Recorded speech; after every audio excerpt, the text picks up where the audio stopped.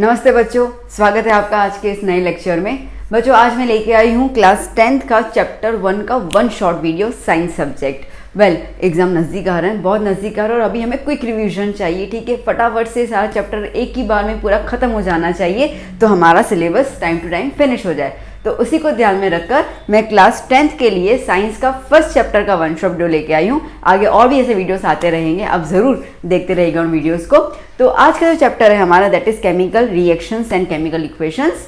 Okay, तो अब इसमें क्या है, तो देखो बेटा, हम लोग जब सुबह को आँख खोलते हैं ना, ठीक है, तब से लेकर जब तक रात को सोए, हालांकि रात को सोए उसके बाद भी तो काम होता ही रहता है, बट फिर भी ठीक है, तो हमारे आसपास न जाने कितनी एक्टिविटीज़ होती हैं। ठीक है, न जाने कितनी एक्टिविटीज़ होती है। वो एक्टिविटीज़ और कुछ नहीं होती हैं, ये केमिकल रिएक्शंस ही होती है। दूध का फट जाना, मर गए, ठीक है, गलती से नींबू पड़ गया और दूध फट गया, ठीक है, दूध के अंदर। ओके, ओ माय गॉड, ये हमारा आयरन का जो रॉड है वो रस्ट हो गया, बाप रे, आज बहुत एसिडिटी जैसा फील हो रहा है, ओहो पेट में बहुत दर्द हो रहा है, इनो लेना पड़ जाएगा। ये सब क्या है? ये सारी एक्टिविटीज़ और कुछ नहीं है, केमिकल रिएक्शंस ही हैं। ठीक है, केमिकल रिएक्शन ऐसे कोई रिएक्शंस होते रहते हैं हमारे आसपास, ठीक है, जिसकी वजह से हम लोग कभी अनकंफर्टेबल फील करते हैं, कभी अनईजी फील करते हैं, कभी कुछ फील करते हैं। और ये सबके साथ होता है, living things as well as non living things के साथ भी, ठीक है, सबके साथ होता है। तो आइए अब हम देखते हैं कि बेसिकली इनको कहा क्या जाता है। तो केमिकल रिएक्शंस या केमिकल इक्वेशंस की बात करते हैं हम लोग, पहले रिएक्शंस की बात करते हैं। अब जैसे कि खाना बनना, ठीक है, फोटोसिंथेसिस जो प्लांट कैरी ऑन करता है, ये एक केमिकल रिएक्शन है। ओके, ये केमिकल रिएक्शन है जहाँ पे दो और दो से ज़्यादा चीज़ें आपस में मिल जाती हैं और हमें एक नया प्रोडक्ट मिलता है जिसकी प्रॉपर्टी बिल्कुल, ठीक है, सबसे अलग होती है विद द डिफरेंट प्रॉपर्टीज़। अब प्रॉपर्टीज़ क्या होती हैं? देखो बेटा, जो भी चीज़ें होती हैं ना उसके अंदर दो टाइप की प्रॉपर्टीज़ होती है, physical properties and chemical properties, ठीक है, जिसको हम लोग फिजिकल चेंज और केमिकल चेंज भी कहते हैं। तो अगर हम हमारे ठीक है रोज़ाना के एक्टिविटीज़ की बात करते हैं बेटा, तो उन रोज़ाना के एक्टिविटीज़ में दो टाइप के चेंजेस आपको देखने को मिलते हैं। एक हम कहते हैं फिजिकल चेंज, ओके, और एक को हम लोग कहते हैं केमिकल चेंज। ओके, बहुत सिंपल सी बात है। अब फिजिकल चेंज क्या होता है? फिजिकल चेंज जो होता है ना बेटा, वो रिवर्सिबल होता है। रिवर्सिबल इसका मतलब कि आप उस चेंज को, ठीक है, फिर से सेम ऑर्डर में, ओरिजिनल ऑर्डर में लेके आ सकते हो, उसको रिवर्सिबल चेंज कहते हैं। जैसे कि अगर हम बात करें कि आइस, ठीक है, आइस का मेल्ट होना, ये एक फिजिकल चेंज हुआ। आपने आइस बाहर निकाल के रख दी तो मेल्ट होके वाटर में कन्वर्ट हो गया, बट फिर से अगर आप उस वाटर को रेफ्रिजरेटर में रख दोगे तो फिर से आइस में कन्वर्ट हो जाएगा। मतलब फिजिकल चेंज कैसा है?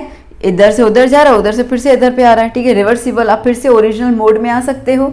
बात आई समझ में? ठीक है, उसके अलावा अगर हम देखते हैं melting of wax of candle, ठीक है, अब अगर आपने एक कटोरी में लिया है, एक कटोरी आप नीचे रख दो, एक प्लेट आप नीचे रख दो और उसमें आप ऊपर एक कैंडल जला दो, क्या होगा? कैंडल जब जलेगी तो उसका जो वैक्स है वो मेल्ट हो जाएगा, ठीक है, मेल्ट हो जाएगा और आप देखो ना तो फिर से कटोरी का शेप आ जाता है, ठीक है। अगर आपने उसमें दूसरी कॉटन की विक लगा दी, ठीक है, आप फिर से उसको कैंडल के तौर पे यूज़ कर सकते हो। तो क्या हो गया? जो वैक्स सॉलिड फॉर्म में है वो मेल्ट होकर लिक्विड फॉर्म में कन्वर्ट हो गया, सूखने के बाद फिर से सॉलिड फॉर्म में कन्वर्ट हो गया। बात समझ आई?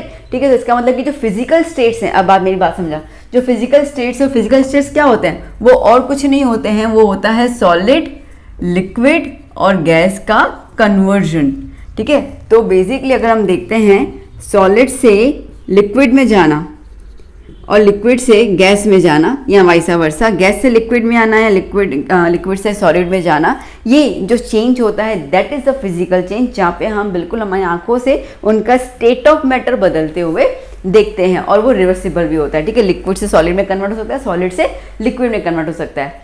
क्लियर हो गया? आया समझ में? ओके, अब हम बात करते हैं केमिकल चेंज की। तो chemical change is irreversible change, ठीक है। अब ये इरिवर्सिबल होता है,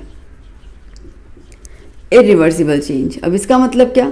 देखो, इसमें भी आप एग्जांपल्स ले सकते हो, जैसे कि रैपनिंग ऑफ फ्रूट, मेरी स्पेलिंग गलत, ओके, फ्रूट का रैपनिंग होना मतलब कि फ्रूट का पकना।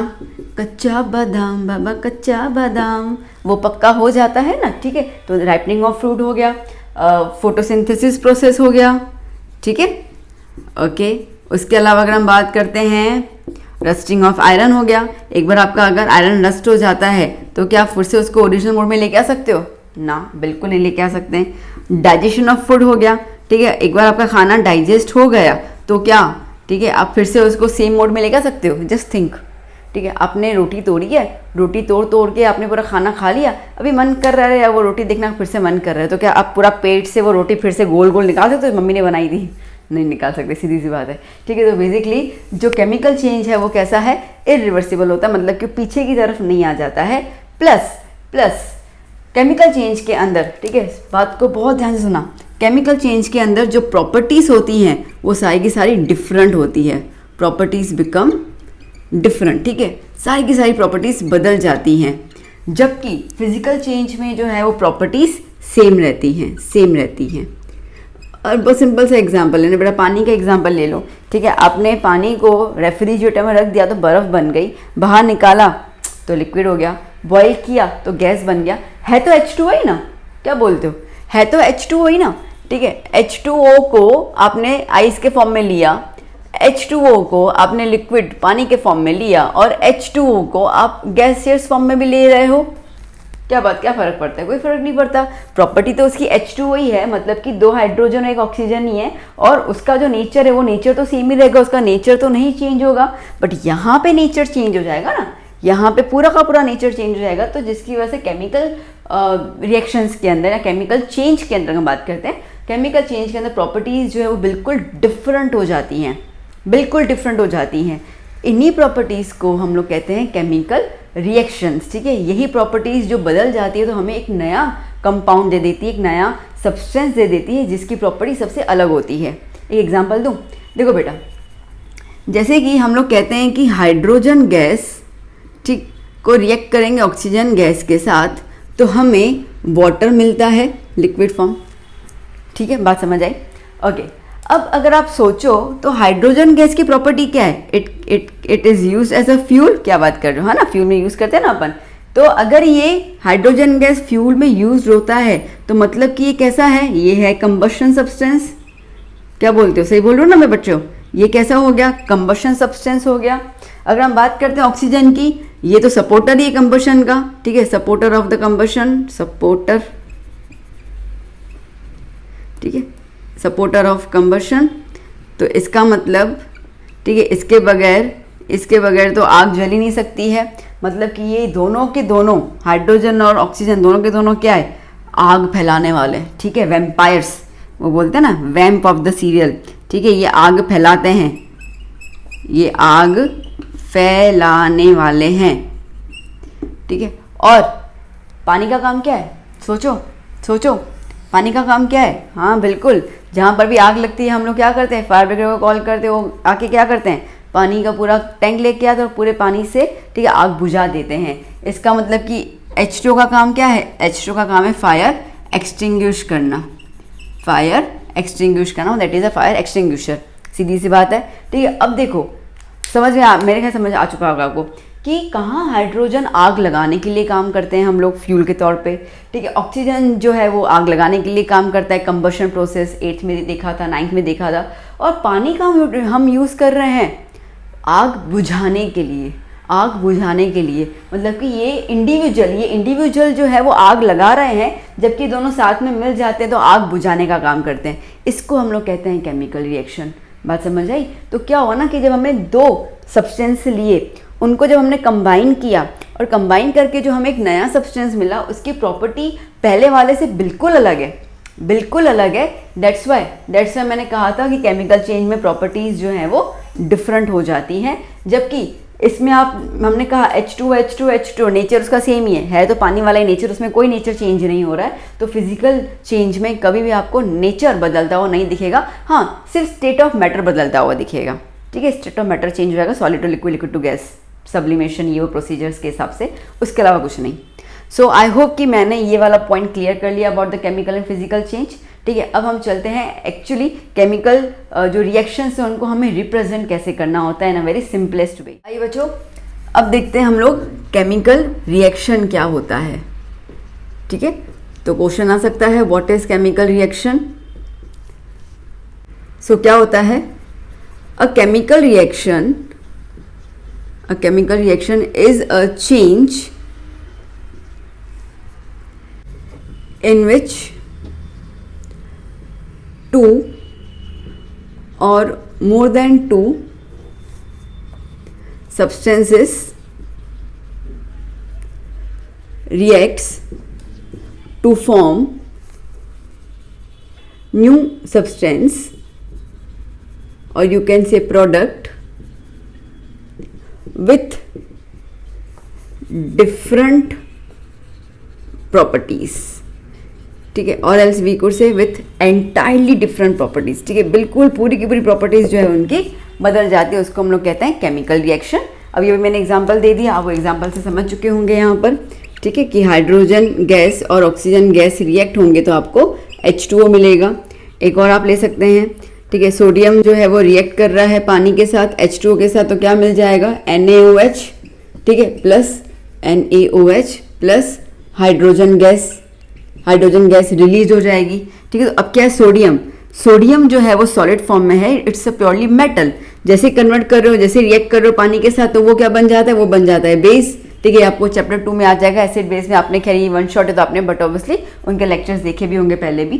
तो NaOH में चेंज हो जा रहा है, मतलब कि बेसिक में तो पूरी प्रॉपर्टी चेंज हो गई इसके अंदर. ठीक है, पूरी प्रॉपर्टी इसमें चेंज हो जाती है. ऐसे बहुत सारे प्रोसीजर रहते हैं. अगर हम एग्जाम्पल सिंपल लें तो कर्लिंग ऑफ मिल्क. ठीक है, दूध का फट जाना, ये भी क्या हो जाएगा, केमिकल चेंज हो गया. बात समझ आई. ठीक है, तो ऐसे बहुत सारे प्रोसीजर्स होते हैं.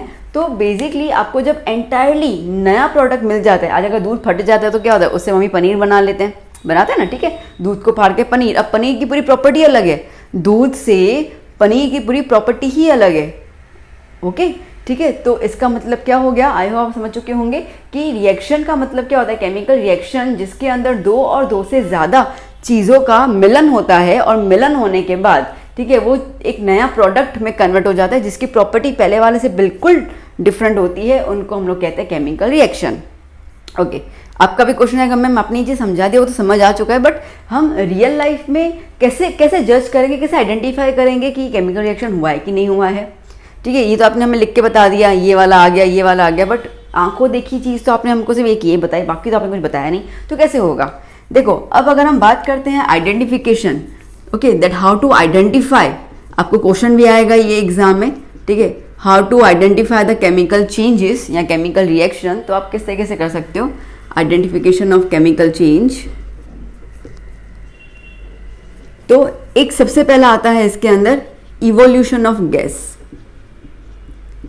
ठीक है, इवोल्यूशन ऑफ गैस, इसका मतलब कि गैस निकलना. ठीक है, गैस जैसे हमने यहाँ पे क्या बोला, हाइड्रोजन गैस निकल रही है. ऐसे जब गैसेस निकलती हैं अलग अलग, ठीक है, तो जैसे कि हम लोग कुछ रिएक्शन कर रहे हैं और किसी रिएक्शन में नाइट्रोजन डाइऑक्साइड गैस निकली है, किसी रिएक्शन में हाइड्रोजन गैस निकली है, किसी रिएक्शन में कार्बन डाइऑक्साइड गैस निकली है. ठीक है, अब आगे तो वो भी आएगा कि इन चीज़ों को हम लोग डिटेक्ट कैसे करेंगे. बट खैर, इस तरीके की जब गैसेस इवॉल्व होती है, निकलती हैं, तो ये एक तरीका है पहचानने का कि दया कुछ तो गड़बड़ हुआ है. ठीक है, इसका मतलब यह है कि रिएक्शन हुआ है. दूसरा, change in state. Okay, change in state मतलब कि फिजिकल, जैसे अभी ये वाला, ठीक है, ये जो था वो हमारा सॉलिड स्टेट में था, और रिएक्शन होने के बाद ये किस में कन्वर्ट हो गया, एक्वियस में. एक्वियस मतलब कि मोल्टन स्टेज. ठीक है, पानी के रूप में वो कन्वर्ट हो गया. तो सॉलिड से सीधा कन्वर्ट हो गया एक्वियस के अंदर. क्लियर हुआ. तो ये भी क्या हो जाएगा, चेंज इन स्टेट के थ्रू भी हम पहचान सकते हैं कि रिएक्शन हुआ है. Then we could say change in temperature. ठीक है, अब चेंज इन टेम्परेचर आप खुद देखो, जैसे मम्मी खाना बनाते हैं. ठीक है, खाना बनाना is nothing but the chemical reaction. अब सपोज कि मम्मी ने गोभी की सब्जी बनाई है, ठीक है, आलू की सब्जी बनाई है, तो आलू कच्चा कैसा था और पकने के बाद कैसा हो गया. अब पकने के बाद क्या उसी आलू को आप फिर से कच्चे वाले आलू में कन्वर्ट कर सकते हो, नहीं कर सकते हैं. ठीक है, इसका मतलब क्या हो गया, केमिकल चेंज हो गया. अब केमिकल चेंज में आपने क्या देखा, अब आपने देखा कि मम्मी ने उसको हीट दिया है, मतलब आलू कैसा हो गया, गरम गरम हो गया, टेम्परेचर चेंज आया उसके अंदर. यस, आया. ठीक है, तो इस तरीके से होता है. नॉट गरम, मतलब कि द पॉइंट इज दैट कि अपने आप ना, या तो आपको चीज़ें जो है वो गरम दिखेंगी. ठीक है, आप अगर सब्सटेंस को हाथ लगाओगे, आपने उसको हीट किया ही नहीं, समझो आपने उसको हीट किया नहीं, आपने सब्सटेंस को हाथ लगाया, तो automatically you will feel some kind of hotness या सम काइंड ऑफ कोल्डनेस. ठीक है, ठंडापन लगेगा. तो उसको हम लोग कहते हैं यहाँ पे चेंज इन टेम्परेचर. फिर इसके अंदर आ जाएगा आपके पास change in colour. Change in colour जैसे हम लोग कहते हैं, ठीक है, कच्चा आम कैसा होता है, ग्रीन कलर का होता है. पकने के बाद कैसा हो जाता है, येलो कलर का हो जाता है, कलर चेंज हुआ। ठीक है, ऐसे बहुत सारे आप एग्जांपल्स ले सकते हो।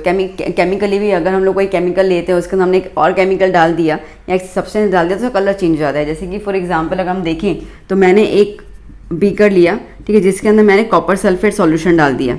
अब ये सॉल्यूशन ब्लू कलर का होता है। ओके, फिर इसके अंदर मैंने एक आयरन की खील डाल दी। तो कुछ टाइम के बाद 15-20 मिनट के बाद जब मैं देखूंगी ना, तो मेरे को इसके अंदर रिएक्शन क्या नज़र आएगा, ये जो कलर है, ठीक है, ये जो कलर है ब्लू, वो क्या कन्वर्ट हो जाएगा, ग्रीन कलर में कन्वर्ट हो जाएगा। दैट मीन्स कि कुछ रिएक्शन हुआ था जिसकी वजह से ब्लू कलर कन्वर्ट हो गया ग्रीन कलर के अंदर। ठीक है, कच्चा आम मैंने बताया, केले कच्चे कैसे होते हैं, ग्रीन कलर के होते हैं, पकने के बाद कैसे हो जाते हैं, मस्त येलो कलर के हो जाते हैं। तो ये सारे केमिकल रिएक्शंस हैं। बात आई बेटा समझ में? ठीक है, उसके अलावा अगर हम बात करते हैं यहाँ पे चेंज इन ऑर्डर, मतलब कि स्मेल। ओके, अब जैसे हम लोग खाना, समझो हमने रात को कुछ सब्जी बच गई और अपन ने रख दी, ओके, फ्रिज में रखना भूल गए, तो सुबह को जब देखा तो अब क्या किया हमने, सूंघा तो गंदी, अब खाने लायक नहीं है। ठीक है, इसका मतलब क्या हुआ कि हमने इसको जब सूंघा तो हमें वो सही नहीं लगी। Okay, it is not fit for the consumption. तो वो कैसे पता चला, ड्यू टू द स्मेल मतलब कि कुछ रिएक्शन अंदर हुआ जिसकी वजह से अभी ये खाने लायक नहीं बची। बात आई समझ में?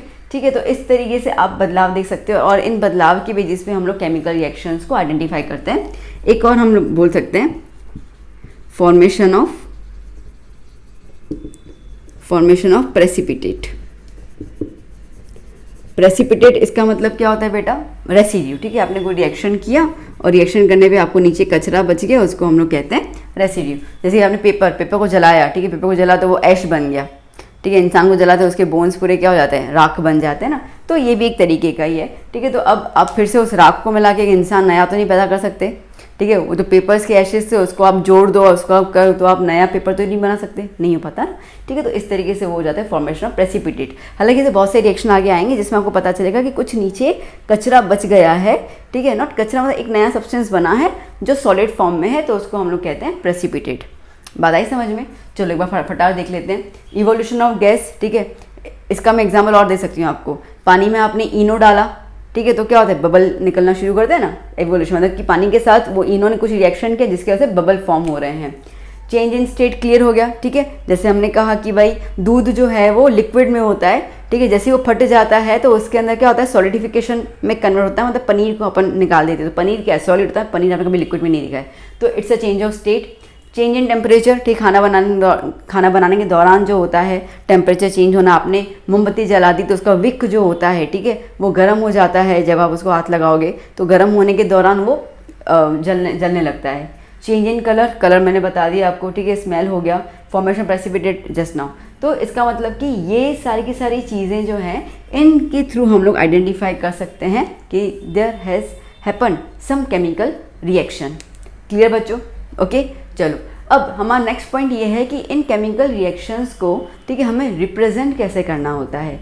तो इन केमिकल रिएक्शंस को रिप्रेजेंट करने के लिए we have the chemical equations. Okay, और उन केमिकल इक्वेशंस को भी रिप्रेजेंट करने के लिए we have the chemical symbols. ये सिंबल्स वगैरह आपने 9th स्टैंडर्ड में बिल्कुल देखा हुआ है। ठीक है, जिसके अंदर आपने जैसे सोडियम को Na कहा जाता है, मैग्नीशियम को Mg कहा जाता है। ठीक है, तो ये आपको 9th स्टैंडर्ड के 3rd चैप्टर में आपके स्कूल में मैम ने करवा लिया होगा, लर्न करवा लिया होगा। तो वो सिंबल्स को लेके हम लोग रिएक्शंस कैसे बनाने हैं वो देखते हैं। अभी हम देखते हैं कि केमिकल इक्वेशन क्या होता है। तो जैसे मैंने भी आपको बहुत सारे रिएक्शंस दिखाए, तो जो केमिकल रिएक्शंस को रिप्रेजेंट करने का जो तरीका होता है ना, सिम्बॉलिक वे, उसको हम कहते हैं chemical equation. Okay, so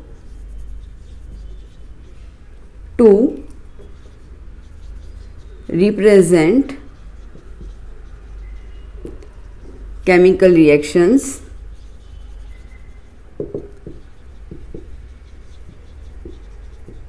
in symbolic way is called chemical equation। ठीक है बच्चों? ओके, अब जैसे कि मैं आप पे एक इक्वेशन लिख दूं,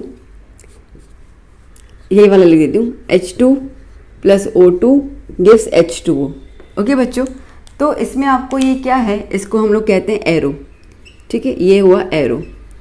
एरो के ये वाला जो साइड है, ठीक है, ये इसको हम कहते हैं LHS, मतलब लेफ्ट हैंड साइड, और ये वाला जो हो गया वो RHS portion, right hand side. Okay, arrow का जो लेफ्ट हैंड साइड पोर्शन है उसमें आपने जो भी कंपाउंड्स यूज़ किए हैं उन कंपाउंड्स को हम लोग कहते हैं रिएक्टेंट्स। क्या कहते हैं हम लोग बेटा उनको? रिएक्टेंट्स। और हमें राइट साइड जो भी कंपाउंड्स मिलते हैं उसको हम क्या कहते हैं बेटा? उसको हम कहते हैं प्रोडक्ट्स। ठीक है, जिनकी प्रॉपर्टीज इनसे बिल्कुल डिफरेंट होती है। इतना समझ आया अच्छे से? ओके, अब इन केमिकल इक्वेशंस को और ज़्यादा इंफॉर्मेटिव भी हम बना सकते हैं। ठीक है, और ज़्यादा इंफॉर्मेटिव बनाते हैं जिसके अंदर, ठीक है, जिसके अंदर हम लोग स्टेट ऑफ मैटर, ठीक है, उसके अलावा प्रेसिपिटेट बनना, पीपीटी हम शॉर्ट में लिख देते हैं। ठीक है, गैस का इवोल्यूशन होना, ये सब चीज़ें, ठीक है, ये सब चीज़ें बेटा हम लोग ना इसी इक्वेशन में बता देते हैं, जिसकी वजह से हमारी पूरी इक्वेशन जो है बहुत इन्फॉर्मेटिव बन जाती है। अब बेटा ये एग्जाम्पल देख लेते हैं, ये वाले ले लेती हूँ मैं एग्जाम्पल। तो जैसे हाइड्रोजन है H2, तो H2 हम लोगों को हमेशा गैशियस फॉर्म में मिलता है, तो उसको हम लोग G से डिनोट करेंगे। ऑक्सीजन को भी आपने क्या लिया? गैस में लिया, और आपको क्या मिला? H2O मिला। ठीक है, जो आपको लिक्विड में मिला। तो देखो अब आपको क्लियर हो गया। व्हेन, अब आप इसको अगर स्टेटमेंट के फॉर्म में बता सकते हो। Okay, we are combining hydrogen gas and oxygen gas to get the water in the liquid state. मतलब आपको कंप्लीट पता चल गया कि कौन सा स्टेट आपको मिल रहा है। ओके, एक और एग्जांपल लेते हैं हम लोग, जैसे कि Mg reacts with oxygen gives MgO। ठीक है, अब Mg जो है वो सॉलिड स्टेट में मिलेगा, ये गैस के फॉर्म में, और यहाँ पे आपको फिर से सॉलिड मिल रहा है, चेंज आ गया। ठीक है, कोई दिक्कत नहीं है।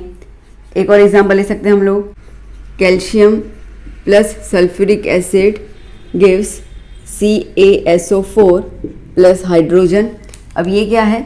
कैल्शियम जो है वो सॉलिड में आएगा। ठीक है, आपने सॉलिड एक पत्थर लिया है कैल्शियम का, जिसको आप H2SO4 में डाल रहे हो, और वो एक्वियस होता है। एक्वियस मतलब कि जैसे लिक्विड हम ना L सिर्फ पानी में यूज़, क्योंकि वो बिल्कुल न्यूट्रल होता है और बहुत लाइट वेट होता है।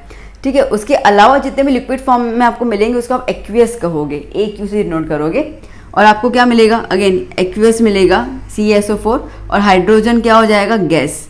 अब हाइड्रोजन गैस वहीं पे पड़ा तो नहीं रहेगा ना, उड़ जाएगा। ठीक है, तो जब उड़ जाएगा तो उसको हम लोग क्या करेंगे? एरो लगाएंगे। ठीक है, तो खैर आपकी मर्जी है। अगर आप दोनों चीज़ें नहीं करना, अगर आप गैस लिखते हो तो एरो नहीं लगाओगे, अगर आप सिर्फ हाइड्रोजन लिखते हो तो आप उसको एरो लगा देना। ठीक है, पता चल जाएगा कि वो गैस है और वो उड़ गई। बात समझ आई? ओके, तो इस तरीके से एक और एग्जाम्पल दे देती हूँ मैं आपको, AgNO3 plus NaBr gives AgBr plus NaNO3। ठीक है, अब इसका क्या फिजिकल स्टेट है? AgNO3 जो है एक्वियस में मिलेगा, NaBr एक्वियस में। ठीक है, AgBr जो है वो सॉलिड हो जाएगा और NaNO3 एक्वियस में। अब AgBr सॉलिड, सॉलिड मतलब ये है कि समझो कि आपके पास दो टेस्ट ट्यूब थे। ठीक है, एक में लिक्विड फॉर्म में आपको AgNO3 और एक के लिक्विड फॉर्म में आपको NaBr है। दो लिक्विड फॉर्म में आपने इन दोनों को मिक्स कर लिया। मिक्स करने के बाद ठीक है, आपको जो तीसरे टेस्ट ट्यूब में लिक्विड फॉर्म तो मिल ही रहा है, बट साथ साथ में आपको नीचे की तरफ कुछ सब्सटेंस मिल रहा है अलग कलर का।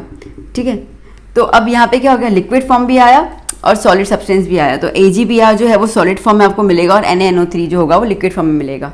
क्लियर हुआ? ठीक है, अब यहाँ पे सॉलिड है तो इसको हम क्या बोलेंगे? प्रेसिपिटेट। अभी दिखा ना हमने, प्रेसिपिटेट, फॉर्मेशन ऑफ प्रेसिपिटेट। ठीक है, तो इसको अगर आपको एरो लेके लिखना हो तो वो भी लिख सकते हैं। इनकेस अगर आपको सॉलिड नहीं बताना है तो आप इसको डाउनवर्ड एरो बता दीजिए। डाउनवर्ड एरो इसका मतलब कि it's a formation of PPT। Upward arrow is a formation of gas और else evolution of gas, and downward arrow that means a formation of PPTs, precipitates. समझ आ गया बेटा? तो यहाँ पर जो मेन मेरा मुद्दा है बताने का वो ये है कि आप जो है वो हर एक एलिमेंट, कंपाउंड, मॉलिक्यूल के साथ, ठीक है, उसके फिजिकल स्टेट भी जब लिख देंगे ना तो उससे और ज़्यादा इन्फॉर्मेशन आ जाती है। अच्छा, ऐसा भी नहीं, हम लोग इस एरो पे टेम्परेचर वगैरह भी लिख सकते हैं। आइए क्या और एग्जांपल ले लेते हैं हम लोग। मैं ऊपर की तरह एग्जांपल लिख देती हूँ। जैसे कि नाइट्रोजन गैस रिएक्ट करेगा हाइड्रोजन गैस के साथ, आपको मिलेगा अमोनिया। ठीक है, अब सुनना, ये बहुत ज़्यादा फेमस एग्जाम्पल है। ठीक है, बहुत फेमस है। तो नाइट्रोजन गैस के फॉर्म में मिलेगा, हाइड्रोजन गैस के फॉर्म में मिलेगा, और ये भी क्या बन जाएगा? गैसियस फॉर्म में ही बन जाएगा, उसकी कोई दिक्कत नहीं है। अब आप क्या बता रहे हो इसके अंदर? आप इसके अंदर एरो पे आप बता दोगे कि टेम्परेचर कितना देंगे हम इसके अंदर? 450 डिग्री सेल्सियस टेम्परेचर दे देंगे। कितना प्रेशर दे रहे हैं हम लोग? 200 एटमॉस्फेरिक प्रेशर दे रहे हैं हम लोग। कैसा रिएक्शन है? तो अगर ये पीछे वाला एरो भी आया तो ये एरो क्या बताएगा, पीछे की तरफ फिर से हम आ सकते हैं, मतलब कि ये कैसा हुआ, रिवर्सिबल रिएक्शन हुआ। ठीक है, कैसा हुआ बेटा, ये रिवर्सिबल रिएक्शन हुआ, रिवर्सिबल, ठीक है, रिएक्शन हुआ, वो भी आप इसके अंदर बता दोगे। अच्छा, कई बार तो हम इसके अंदर कैटलिस्ट भी लिखते हैं, जैसे कि मैं यहाँ पे मैं FE करके यूँ बॉक्स में लिख दूँ, तो ये हुआ कैटलिस्ट। कैटलिस्ट मतलब क्या होता है, कैटलिस्ट मतलब कि जो रिएक्शन को फास्ट करता है। ठीक है, रिएक्शन थोड़ा स्लो होता है ना, तो टाइम लग जाता है, तो कैटलिस्ट जो है वो रिएक्शन को तेज करने में मदद करता है। ठीक है, पार्टिसिपेट नहीं करता, सिर्फ मदद करता है। तो अब आप सोचो इतनी पूरी रिएक्शन लिख दी, मतलब कि हमने कंप्लीट इन्फॉर्मेशन बता दिया कि हम लोग दो गैस को कंबाइन कर रहे हैं, ये दोनों गैस तीसरा गैस बनाएगा, वो तीसरा गैस रिएक्शन के हिसाब से कैसा है, रिवर्सिबल भी है। कितना टेम्परेचर दिया हमने, 450 डिग्री सेल्सियस टेम्परेचर दिया। कितना प्रेशर दे रहे हो, 200 दे रहे हो। किसकी मदद से हो रहा है, FE कैटलिस्ट की मदद से हो रहा है। ओके, तो दैट्स वाई केमिकल इक्वेशंस लिखना बहुत बहुत ज़्यादा ज़रूरी होता है। ठीक है, बहुत इंपॉर्टेंट है ये लिखना, और इतना ज़्यादा इन्फॉर्मेशन मिल जाता है ना हम लोगों को सिर्फ रिएक्शंस को देख कर ही, आगे थ्योरी ना भी रीड करो चल जाता है। तो अगर आपको, ठीक है, अगर आपको इक्वेशन को और भी ज़्यादा इन्फॉर्मेटिव बनाना है, क्या बनाना है, इन्फॉर्मेटिव बनाना है, तो आपको, ठीक है, आपसे पूछ सकते हैं कि to make the chemical equation informative what can be done with the reactions. ठीक है, तो we can give the state of matter, okay, we can say about the precipitates by the evolution of gas by giving the arrow downward and upward. Okay, we can say about the temperature, pressure, catalyst, सब कुछ आ सकता है। Okay, temperature, pressure, okay, catalyst, सब कुछ आ सकता है। तो इस तरीके को हम लोग इन्फॉर्मेटिव बना सकते हैं। आई बात समझ में। अब इसमें एक और चीज़ भी है, ठीक है, जो अभी नया सेक्शन आएगा, दैट इज़ द बैलेंसिंग। तो हम लोग ये भी पता कर सकते हैं, ठीक है, हम लोग ये भी पता कर सकते हैं कि कितने मॉलिक्यूल्स हमने कंबाइन किए। जैसे कि यहाँ पे अभी मैं आंसर तो लिख देती हूँ, ठीक है, यहाँ पे क्या हो जाएगा 2 और यहाँ पे क्या हो जाएगा 3। ठीक है, ये मैंने नंबर लगा दिया, अभी जस्ट दिखाऊंगी क्या है ये, आपको आइडिया तो होगा। That is called the balancing the equation. ठीक है, तो हमने क्या कर लिया, हमने यही बता दिया कि हम लोग एक मॉलिक्यूल नाइट्रोजन का ले रहे हैं, कंबाइन कर रहे हैं 3 मॉलिक्यूल हाइड्रोजन से, और हमें मिल रहा है 2 मॉलिक्यूल अमोनिया। इतना ज़्यादा इन्फॉर्मेटिव हमने बता दिया। रिएक्शन में कुछ मैंने कहीं पे कोई स्टेटमेंट नहीं लिखा है। ठीक है, आप सोचो अगर इसको मुझे इन्फॉर्मेशन को मुझे स्टेटमेंट में लिखना हो बेटा, तो मुझे कम से कम ना आधा पेज मेरा बढ़ जाएगा इतना सब लिखने के दौरान। ठीक है, और कितना सिंपल, एक ही लाइन में सब कुछ बता दिया मैंने। यही तो मज़ा है केमिस्ट्री। ठीक है, इसी को तो कहते हैं chemistry is a mystery. Okay, तो चलो इतना क्लियर हो गया। अब हम पढ़ते हैं हमारे नेक्स्ट सेगमेंट की तरफ, जो बहुत इंपॉर्टेंट है, that is the balancing the equation. Question आते ही हैं बैलेंसिंग द इक्वेशन पे। ठीक है, तो मैं ज़्यादा तो नहीं, क्योंकि इट्स वन शॉट वीडियो, तो 3-4 एग्जाम्पल लेके आपको मैं पूरा उसको समझा दूंगी। तो आइए हम देखते हैं बैलेंसिंग द इक्वेशन। आइए बच्चों सीखते हैं बैलेंसिंग ऑफ केमिकल इक्वेशन। ठीक है, इनके फुल ऑन वीडियोस भी मेरे चैनल पे हैं। ठीक है, जिसमें मैंने ऑब्वियसली आधा पौना घंटा लेकर पूरा ये डिटेल में समझाया। तो आपको अगर वो चीज़ भी डिटेल में सीखनी हो तो ज़रूर वीडियो को देखिएगा, मैं उनके लिंक आपको दे दूँगी डिस्क्रिप्शन बॉक्स के अंदर। आइए अब हम लोग थोड़ा सा फटाफट से इसको देख लेते हैं, जो रिविजन करने के लिए बेसिकली बच्चे यहाँ पे आए, तो रिविजन में तो ज़्यादा हमें टाइम लेना नहीं है। तो देखिए, जैसे सोडियम है, सोडियम रिएक्ट कर रहा है वाटर से, और आपको मिलेगा sodium hydroxide plus hydrogen gas. ठीक है, अब बैलेंसिंग में क्या करना है बेटा, सबसे पहले तो आप देखो कौन से एलिमेंट्स जो है इसके अंदर रिएक्शन में जा रहे हैं। पार्टिसिपेट कौन कर रहा है, Na पार्टिसिपेट कर रहा है, हाइड्रोजन कर रहा है और ऑक्सीजन कर रहा है। ठीक है, अब उसके बाद आप देखो LHS में कितना नंबर है। Na के आगे कोई नंबर है, पीछे कोई नंबर है, नहीं है, मतलब एक ही है। हाइड्रोजन के यहाँ पे कोई नंबर है, 2 है। ऑक्सीजन के यहाँ पे कोई नंबर है, नहीं है। उसके आगे कोई नंबर है, नहीं है, तो 1 हो गया। ठीक है, फिर देखो RHS में क्या है, RHS में Na एक ही है, ऑक्सीजन एक ही है, और हाइड्रोजन देखो 2 यहाँ पे हैं और एक यहाँ पे, मतलब 3 हाइड्रोजन है। ठीक है, तो बेसिकली सोडियम में तो कोई दिक्कत नहीं लग रही है, दोनों सेम ही है। हाइड्रोजन ऑक्सीजन जो है, अच्छा ऑक्सीजन जो है वो भी एक ही है, तो यहाँ पे जो भी चेंज क्रिएट कर रहा है वो हाइड्रोजन क्रिएट कर रहा है। चलो, तो हाइड्रोजन से अगर हम देखते हैं तो क्या है भाई, अब हाइड्रोजन में ऐसा है यहाँ पर कि यहाँ पे 2 हैं और यहाँ पे 2 और एक 3 है, यहाँ पे 2 हैं। चलो, तो क्या कर सकते हैं, अब आप देखो, तो हम लोग अब देखो यहाँ पे 3 है, यहाँ पे 2 है, मतलब हम लोग ऑलमोस्ट कोशिश ये करते हैं कि हम लोग कंपोजिट नंबर्स में लेके आएँ। तो ये 3 को हम लोग 4 में कन्वर्ट कर सकते हैं, हाँ कर सकते हैं। क्या करें, यहाँ पे तो ऑलरेडी 2 है, ठीक है, कभी भी आपको कोई नंबर लगाना ना बेटा, हमेशा कंपाउंड के आगे लगाना। सपोज मैंने इसके आगे नंबर लगा दिया 2, तो अब मैंने क्या सोचा, अब मैंने ये सोचा कि हाइड्रोजन यहाँ पे कितने हैं 2, और ये 2 जो है ना बेटा वो सबसे मल्टीप्लाई होगा, मतलब कि NaOH जो आगे 2 लिखा ना, तो इसका मतलब कि Na जो है वो भी 2 हो जाएगा, ठीक है, O है वो भी 2 हो जाएगा, और H भी वो है 2 हो जाएगा, ठीक है। तो आगे लिखना मतलब ये कि वो कंपाउंड हर एक एलिमेंट पे एप्लीकेबल होगा वो नंबर। तो देखो अब हाइड्रोजन 2 हो गए, यहाँ पे भी 2 है, कितने हो गए 4, तो यहाँ पे 3 की जगह क्या हो गया 4, यहाँ पे कितने हैं 2, 2 के टेबल में 4 आता है, हाँ आता है ना मैम, कौन सा 2 2 सा 4, ठीक है, तो मैंने यहाँ पे 2 लगा दिया, तो 2 2 सा 4, ये भी हो गया। अब हमें दिखा तो ऐसा कि ये अपन ने चेंज कर लिया, सही हो गया, यहाँ पे छोड़ मत देना, ठीक है। एक बार फिर से सारे के सारे एलिमेंट्स को चेक करेंगे कि सही में हुआ है कि नहीं हुआ है। तो देखो अब यहाँ पर जैसे ही मैंने 2 यहाँ पे लगा दिया ना बच्चा, तो देखो यहाँ पे Na जो है वो कितना हो गया, Na 2 बन गया, यहाँ पे Na कितना है 1 ही है, मतलब मुझे यहाँ पे 2 लगाना पड़ जाएगा। कभी भी नीचे की तरफ नंबर नहीं लगाओगे बेटा, हमेशा आगे की तरफ लगाओगे, ठीक है, गलती कभी मत करना। तो यहाँ पे भी 2 हो गया, ठीक है, तो इसका मतलब कि ये वाला हटकर LHS में 2 आ गया, RHS में भी 2 आ गया, चलो ये भी क्लियर हो गया। अब ऑक्सीजन एक बार चेक कर लेते हैं, ऑक्सीजन यहाँ पे कितना हो रहा है बेटा, इसके हिसाब से 2 आ रहा है। यहाँ पे भी देखो जैसे मैंने कहा कि सब पे एप्लीकेबल होगा, तो ये 2 2 सा 4 तो था ही, और ये 2 O के साथ आ गया तो वो भी 2 हो गया, सब कुछ हो गया, ठीक है। तो इसका मतलब कि अब हो गया हमारा कंप्लीटली बैलेंस्ड इक्वेशन, ओके। तो इस तरीके से आप वाइंड अप करोगे। एक और एग्जांपल ले लेते हैं, टेंशन मत लो। जैसे Mg को आप रिएक्ट कर रहे हो ऑक्सीजन के साथ, तो आपको मिलेगा MgO, ठीक है। तो नाउ पहले हम लोग लिख देते हैं कौन कौन पार्टिसिपेट कर रहा है, Mg और O पार्टिसिपेट कर रहा है, ठीक है। LHS पोर्शन में Mg कितना है 1 है, और O कितना है 2 है। RHS पोर्शन के अंदर Mg और O दोनों 1 1 ही है, ओके। तो इसका अंदर की जो प्रॉब्लम क्रिएट कर रहा है वो ऑक्सीजन कर रहा है, ठीक है, Mg तो वही चल रहा है, तो ऑक्सीजन को बैलेंस करना पड़ेगा। यहाँ पे कितने हैं 2 हैं, यहाँ पे कितना है 1, 1 × 2 = 2, तो मैंने आगे 2 लगा दिया, ठीक है। मैंने दोबारा बता रही हूँ, यहाँ साइड में बीच में नहीं लगाना है, हमेशा आगे ही लगाना है। अब जैसे यहाँ पे MgO के आगे 2 लग गया, इसका मतलब कि Mg भी क्या हो गया बेटा 2 हो गया, और O भी कितना हो गया 2 हो गया। O तो चलो 2 मिल गया, वो तो ठीक है, बट Mg का लफड़ा पड़ गया ना, Mg कितना हो गया RHS में 2 हो गया, और LHS में कितना है 1 है, तो आगे क्या लगा दूँ 2 लगा दूँ, तो ये भी हो गया, ओके। दोनों 2 2 2 2 कंप्लीट, डन, यस। इस तरीके से करना है, कोई इसमें आपको टेंशन की ज़रूरत नहीं है, ईजी है, बस प्रैक्टिस की ज़रूरत है आपको। और आपके टेक्स्ट बुक में इनफ एक्सरसाइज में एग्जांपल्स दिए हुए हैं, टेक्स्ट में आप उतने भी कर लोगे ना, आपको ग्रिप आ जाएगी, आगे पीछे कुछ लेने की ज़रूरत नहीं है।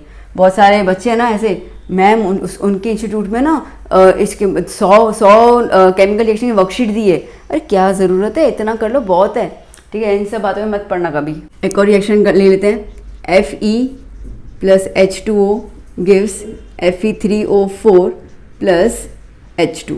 आइए अब क्या लिखना है, पहले तो सारी रिएक्शंस के एलिमेंट्स लिख दो, Fe, H और O, ओके। ये हो गया LHS पोर्शन, और ये हो गया RHS पोर्शन। LHS में Fe कितनी बार है, 1 ही बार है। RHS में कितनी बार है बेटा, Fe के साथ 3 है, मतलब 3 टाइम्स। देखो जो नीचे नंबर होता है ना, तो जिसके आगे वो एलिमेंट हो ना उसी पे एप्लीकेबल होता है, उसके बाद वाले पे एप्लीकेबल नहीं होता, ठीक है। हाइड्रोजन कितना है बेटा 2, यहाँ पे कितना है, यहाँ पे भी 2 ही है, चलो कोई दिक्कत नहीं है। ऑक्सीजन यहाँ पे 1 ही है, यहाँ पे देखो 4 हैं, ओके। इसमें थोड़ी सी मेहनत शायद करनी पड़ जाएगी। नाउ लेट्स सी क्या करना है। सबसे पहले ना मुझे तो नज़र आ रहा है Fe, यहाँ पे Fe 3 है, यहाँ पे 1 ही है, तो मैं आगे 3 लगा दूँ, तो Fe 3 हो गया, यहाँ पे भी 3 ही है, चलो ये मेरा बैलेंस हो गया। हाइड्रोजन मेरा ऑलरेडी बैलेंस है। बात करते हैं ऑक्सीजन की। ऑक्सीजन यहाँ पे कितने हैं, 4 हैं बेटा।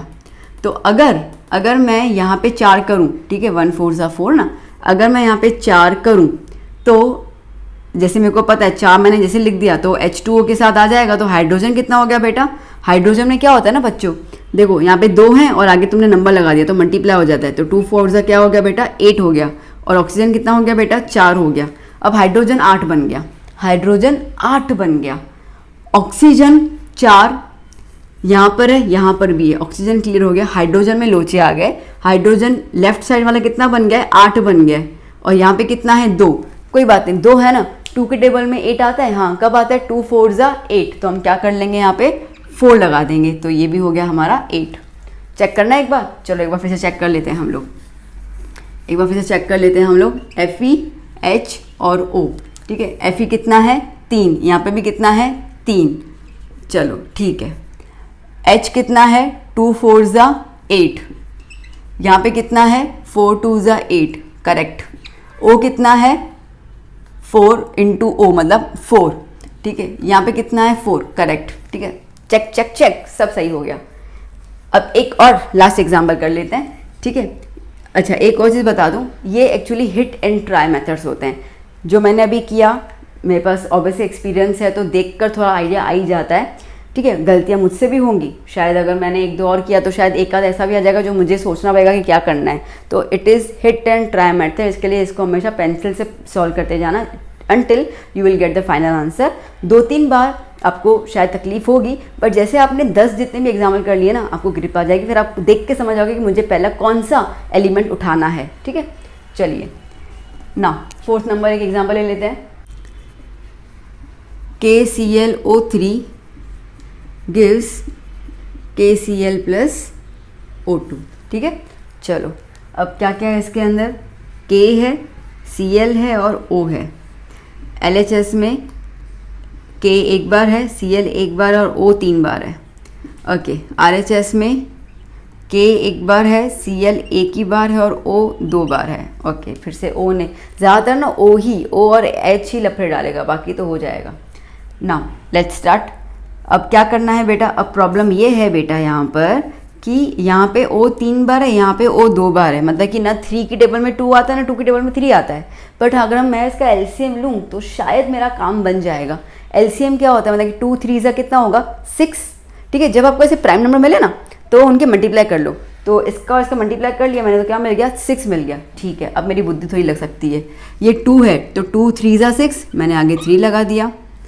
यहाँ पे 3 है तो 3 2 ज़ा 6, आगे मैंने 2 लगा दिया, तो मेरा ये वाला 6 हो गया और ये भी 6 हो गया। चलो अब हम बात करते हैं आगे। अब आगे बात ये करना है कि चेक करना है इसके यहाँ पे, क्योंकि हमने यहाँ पे लगाया हुआ है ना, तो 2 KClO3, इसका मतलब कि K कितना हो गया 2, ठीक है। Cl कितना हो गया 2, O कितना हो गया 6, ये तो ठीक ही है। K 2 हो गया और Cl भी 2 हो गया, तो यहाँ पे 2 है तो यहाँ पे K भी 1 है, Cl भी 1 है, तो आगे क्या लगा दिया मैंने 2 लगा दिया, तो क्या हो गया Cl 2 हो गया और K भी 2 हो गया। एक बार चेक करना है फाइनल, चलो एक बार फिर से चेक कर लेते हैं हम लोग। KCl और O, K 2 इंटू K 2, यहाँ पर भी 2 into K 2, check check. Cl 2 Cl 2, check check. O 3 2 ज़ा 6, O 3 2 ज़ा 6, चेक चेक। सब क्लियर, बैलेंस्ड। बात आई समझ में बच्चों, क्लियर हो गया। तो इस तरीके से आप बैलेंसिंग कर सकते हैं, ओके। अब ये सेगमेंट आपको समझ में आ चुका है, मैं होप करती हूँ। 3-4 एग्जाम्पल अच्छे से हमने कर लिए, बाकी आप प्रैक्टिस ज़रूर कीजिएगा। और जैसे मैंने कहा कि ये चैप्टर का मेरा फुल वीडियो जो है वो बने हुए हैं, प्लेलिस्ट में आपको चैप्टर 1 में सारे के सारे मिल जाएंगे, तो आपको डिटेल में देखना, आप वो ज़रूर जाके देखिएगा। अब हम चलते हैं नेक्स्ट सेगमेंट की ओर, that is the types of chemical reaction. हम देखते हैं केमिकल रिएक्शंस के टाइप्स, ठीक है। अब बेसिकली केमिकल रिएक्शन के अगर हम टाइप्स देखते हैं तो पहले हम देख लें हैं कौन कौन से। तो इसमें आता है, एक आता है कॉम्बिनेशन रिएक्शन,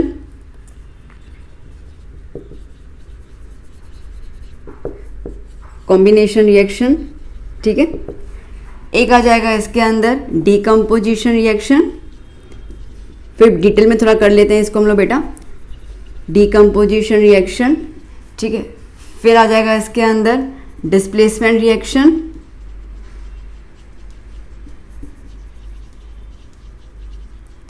डीकम्पोजिशन के अंदर आपको 3 और टाइप्स आ जाते हैं। एक आता है इसके अंदर इलेक्ट्रोलाइसिस रिएक्शन, मतलब कि इलेक्ट्रोलाइसिस डीकम्पोजिशन रिएक्शन। एक आता है इसके अंदर फोटोलाइसिस और एक आता है thermal decomposition, okay. So electrolysis decomposition reaction, photolysis decomposition reaction और थर्मल डीकम्पोजिशन रिएक्शन। डिस्प्लेसमेंट में 2 टाइप के आ जाएंगे आपके पास, एक रहेगा आपके पास single displacement reaction, single displacement, और दूसरा आ जाएगा इसके अंदर डबल डिस्प्लेसमेंट, ओके। एक आ जाएगा आपको एक्सोथर्मिक एंड एंडोथर्मिक रिएक्शन, और एक आ जाएगा आपको ऑक्सीडेशन एंड रिडक्शन रिएक्शंस। ठीक है, तो ये कुछ रिएक्शंस आपको इस चैप्टर में करने हैं जो काफ़ी इंपॉर्टेंट हैं। ठीक है, यही बेसिकली इसका मेन पार्ट रहता है। तो ये अभी हम लोग एक एक करके डिटेल में देखने वाले हैं। देखते हैं हम लोग first type, that is the combination reaction. Okay, now combination इसका मतलब क्या है, जब दो और दो से ज़्यादा, ओके, जब मोर देन टू, जब टू और more than two substance combine together to form new product that is known as a combination reaction। अब आपको वर्ड से ही समझना, कॉम्बिनेशन मतलब कंबाइन करना। ठीक है, तो जैसे एग्जांपल यही है कि हाइड्रोजन और ऑक्सीजन को कंबाइन कर लिया तो हमें पानी मिल गया। ठीक है, कार्बन और ऑक्सीजन को कंबाइन किया तो कार्बन डाइऑक्साइड मिल गया। ओके, सल्फर और ऑक्सीजन को कंबाइन किया तो सल्फर डाइऑक्साइड मिल गया। क्लियर हुआ? तो इसका मतलब ये कि जब हम लोग रिएक्शंस करते हैं जिनके अंदर दो और दो से ज़्यादा चीज़ों का जब हम कंबाइन करते हैं तो हमें जब नया प्रोडक्ट मिलता है तो that is a combination reaction. अब इन सब रिएक्शंस में एक रिएक्शन काफ़ी इंपॉर्टेंट है, उसको नोट कर लेना, उसमें तो क्वेश्चन ट्विस्ट करने के लिए ज़रूर पूछ सकते हैं। ठीक है, that is the quicklime. Calcium oxide को जब हम पानी के साथ मिक्स करते हैं ना बेटा, तो उसमें हमें मिलता है कैल्शियम हाइड्रोक्साइड। ठीक है, इस चीज़ को ध्यान देना। अगेन दो कंपाउंड एक साथ ज्वाइन किए, हमें तीसरा चीज़ मिल रहा है। कैल्शियम ऑक्साइड जो है वो सॉलिड फॉर्म में होता है, इसको हम लोग कहते हैं क्विकलाइन। ठीक है, क्विकलाइन। जब हम इसको पानी में मिला देते हैं तो इसको हम लोग कहते हैं स्लैग्ड लाइन। क्या बोलते हैं अपन इसको? Slagged line. 1 मार्क में आ सकता है। ऑप्शन दिए होंगे 4 और पूछा जाएगा which formula is for the slagged line, तो आपको पता होना चाहिए किसके लिए है। ठीक है, और ये आपको लिक्विड फॉर्म में मतलब एक्वेस फॉर्म में मिलता है। मैं लिक्विड तो नहीं बोलूँगी, एक्वेस फॉर्म में मिलता है। इसको हम लोग कहते हैं calcium hydroxide. Calcium hydroxide. Okay, और ये हो गया कैल्शियम ऑक्साइड। ना बेटा, अब ये जो कैल्शियम हाइड्रोक्साइड मिला ना, ये और कुछ नहीं है, चूना है। ठीक है, चूना कौन सा, जो हम मम्मी पापा के ऊपर लगा देते हैं उनको उल्लू बना के कि पापा ठीक है मैं उसके साथ जा रहा हूँ आज ना, वहाँ पे जाके स्टडी करूँगा, पता चला वहाँ पे जाके गेम खेलते हैं बच्चे। ओके, मज़ा कर रही हूँ। तो जो हम हिंदी में कहते हैं ना चूना लगाना, ठीक है, तो ये चूना वही है, बट ये चूना दीवारों पे लगाया जाता है। ठीक है, लोगों को नहीं, तो दैट इज़ द चूना लगाना। अब ये जब हम लोग, ठीक है, जब हम दीवार पे लगा देते हैं ना, ठीक है, तो दीवार पे लगाने के बाद इसको 2-3 दिन तक यूं सूखने को रखते हैं। ठीक है, तब वो है ना कार्बन डाइऑक्साइड के साथ रिएक्ट करता है और क्या बन जाएगा? कैल्शियम कार्बोनेट बन जाएगा। ठीक है, ये कैल्शियम कार्बोनेट होता है जो वॉल्स पर स्टिक होता है। जो चूना अपन वॉल पे देखते हैं ना, वो एक्चुअली कैल्शियम कार्बोनेट होता है, और यही होता है जो आपको वॉल पे शाइनी अपीयरेंस देता है। ठीक है, जो अगर आप देखें तो आपकी दीवार जो चमकती है, ठीक है, तो वो जो शाइनी अपीयरेंस आता है वो कैल्शियम कार्बोनेट की वजह से आता है। तो बेसिकली क्या होता है कि जैसे हम लोगों ने कैल्शियम ऑक्साइड को यूँ चूना लगा दिया हमने, ठीक है, फिर हम उसको छोड़ देते हैं सूखने के लिए। सूखने का मतलब क्या है कि हवा में जो कार्बन डाइऑक्साइड अवेलेबल है उसका वो रिएक्ट करेगा, कार्बन डाइऑक्साइड रिएक्ट करेगा तो कैल्शियम कार्बोनेट बन जाएगा, और वो चूना चिपक भी जाएगा दीवार के साथ, तो दीवार को शाइनी अपीयरेंस भी देगा। बात आई समझ में? ठीक है, तो ये कुछ एग्जाम्पल है। वैसे पूछते नहीं है, बट एक बता दूं कि अगर आपसे ऐसा पूछा जाए like explain combination reaction with the help of practical example, तो प्रैक्टिकल एग्जाम्पल ये वाला आप उसमें बता सकते हैं। बात समझ आई? ठीक है, बाकी तो नॉर्मल है। अच्छा, अब ये वाले जो मैंने रिएक्शंस देखे हैं इसमें आप देखो मैंने सब में ना ऑक्सीजन ऑक्सीजन ऑक्सीजन लिखा हुआ है ना। ठीक है, तो जब भी ऑक्सीजन ऐड होता है उसको हम कंबशन प्रोसेस कहते हैं। बात आई समझ में? तो हम लोग ये चीज़ कह सकते हैं। ठीक है, फिर से एक चीज़ नोट कर लेना, दैट ऑल कंबशन प्रोसेस या reactions are combination reactions, but किंतु परंतु all combination reactions are not combustion reactions। ठीक है, बात पता चली बेटा? ये क्या कोई ऐसे मेरे जैसा कोई गंदा टीचर आ गया ना, ठीक है, जो पेपर को मतलब बच्चों को यूँ निचोड़ देना चाहता हूँ, तो मैं ये सारे पॉइंट्स को बहुत बारीकी से पकड़ती हूँ, ठीक है। इसके लिए मेरे बच्चे तो परेशान भी हो जाते हैं। तो बेसिकली, ठीक है, बेसिकली क्या हो जाता है ना कि जब हम लोग ऑक्सीजन को कंबाइन कर रहे हैं रिएक्शंस में और हमें प्रोडक्ट मिल रहा है, तो हम हर एक कंबशन प्रोसेस को, वी नो ना, ऑक्सीजन को रिएक्ट करवाना, that is a combustion process, ठीक है। तो कंबशन प्रोसेस को हम लोग कॉम्बिनेशन रिएक्शन कह सकते हैं, बट सारे के सारे कॉम्बिनेशन रिएक्शन को तुम कंबशन नहीं बोल सकते हो। आज ये कॉम्बिनेशन रिएक्शन हुआ, बट यहाँ पे हमने तो ऑक्सीजन ऐड किया, तो दैट मीन्स कि कंबशन रिएक्शंस को आप कॉम्बिनेशन रिएक्शन बोल सकते हो, बट ठीक है, कॉम्बिनेशन रिएक्शंस को कंबशन रिएक्शन नहीं बोल सकते हो। Combination, combustion, combustion, combination, confuse हो गए, नहीं हुए, याद कर लो, ठीक है। तो चलो, तो that is all about the combination reaction, मतलब मिलाना, कंबाइन करना, बहुत ईजी है, ठीक है। ओके, अभी हम चलते हैं नेक्स्ट रिएक्शन की तरफ, that is the decomposition reaction. Number second, that is decomposition reaction. Decomposition या डिकॉम्बिनेशन, ठीक है, एक ही बात है, टेंशन मत लेना। अब जैसे मैंने कहा कि इसमें 3 टाइप्स होते हैं। सबसे पहले हम बात करते हैं थर्मल डिकम्पोजिशन रिएक्शन की। Thermal decomposition reaction. अब डिकम्पोजिशन रिएक्शन मतलब क्या है? अरे कुछ नहीं है, कॉम्बिनेशन का उल्टा। Okay, it is opposite of combination reaction, ठीक है। कॉम्बिनेशन रिएक्शन का ऑपोजिट है। मतलब ये है कि कॉम्बिनेशन रिएक्शन में हम लोग 2 कंपाउंड को साथ में जोड़ के एक सिंगल प्रोडक्ट मिल रहा था। अब इसके अंदर एक सिंगल रिएक्टेंट को लेके तोड़ना है आपको, और उसमें आपको 2 प्रोडक्ट्स मिलेंगे, ठीक है। इस तरीके से है। तो बेसिकली अगर हम बात करते हैं, यहाँ पर हम बात करते हैं तो सिंगल रिएक्टेंट को आप हीट दोगे। अभी हम थर्मल की बात करें तो हीट देने का, ठीक है। या सिंपल सिंगल रिएक्शन को आप ब्रेक करोगे और उसके अंदर आपको 2, ठीक है, 2 और 2 से ज़्यादा, ठीक है, 2 और +2, ठीक है, आपको प्रोडक्ट्स मिलेंगे। अब तोड़ने का तरीका अलग अलग होता है। सबसे पहला तरीका जो है वो थर्मल डिकम्पोजिशन है। थर्मल मतलब कि यूजिंग हीट एनर्जी, ठीक है, यूजिंग हीट। तो हीट लेकर अगर हम तोड़ते हैं तो उसको हम कहते हैं थर्मल डिकम्पोजिशन रिएक्शन। जैसे कि इसका मैं एग्जांपल लूँ, CaCO3, ओके, कैल्शियम कार्बोनेट, उसको जब मैंने हीट किया तो मुझे क्या मिलेगा? कैल्शियम ऑक्साइड मिलेगा और कार्बन डाइऑक्साइड गैस लिबरेट हो जाएगी, ठीक है। ये भी तरीका है। दूसरा अगर हम कहते हैं, दूसरा है PbNO3 ट्वाइस। इसको आप जब हीट करोगे तो आपको मिलेगा PbO + NO2 + ऑक्सीजन गैस, ठीक है। अब PbO जो होता है वो कैसा होगा बेटा? ये होगा येलो प्रेसिपिटेट, ठीक है, मतलब कि ये आपको मिलेगा सॉलिड फॉर्म में। ये जो है वो गैशियस फॉर्म में होगा। कौन सा होता है? Brown colour. ओके, अगेन ये सारी चीज़ें जो हैं वो बहुत ध्यान से सुनना, ठीक है, क्योंकि अगेन 1 मार्क में आपको क्वेश्चन पेपर टफ कर सकते हैं। Okay, what is the colour of the nitrogen dioxide? Brownish colour. और else, okay, which fumes can you see? मैंने कहा था ना इवोल्यूशन ऑफ गैस, ठीक है, तो ये वही तो है। तो which fumes can you see when you decompose lead nitrate? तो we can see the brown colour fumes of NO2। बाकी ऑक्सीजन गैस निकलता है, बस के फ्यूम्स अपने को पता नहीं चलते कि कलरलेस होता है।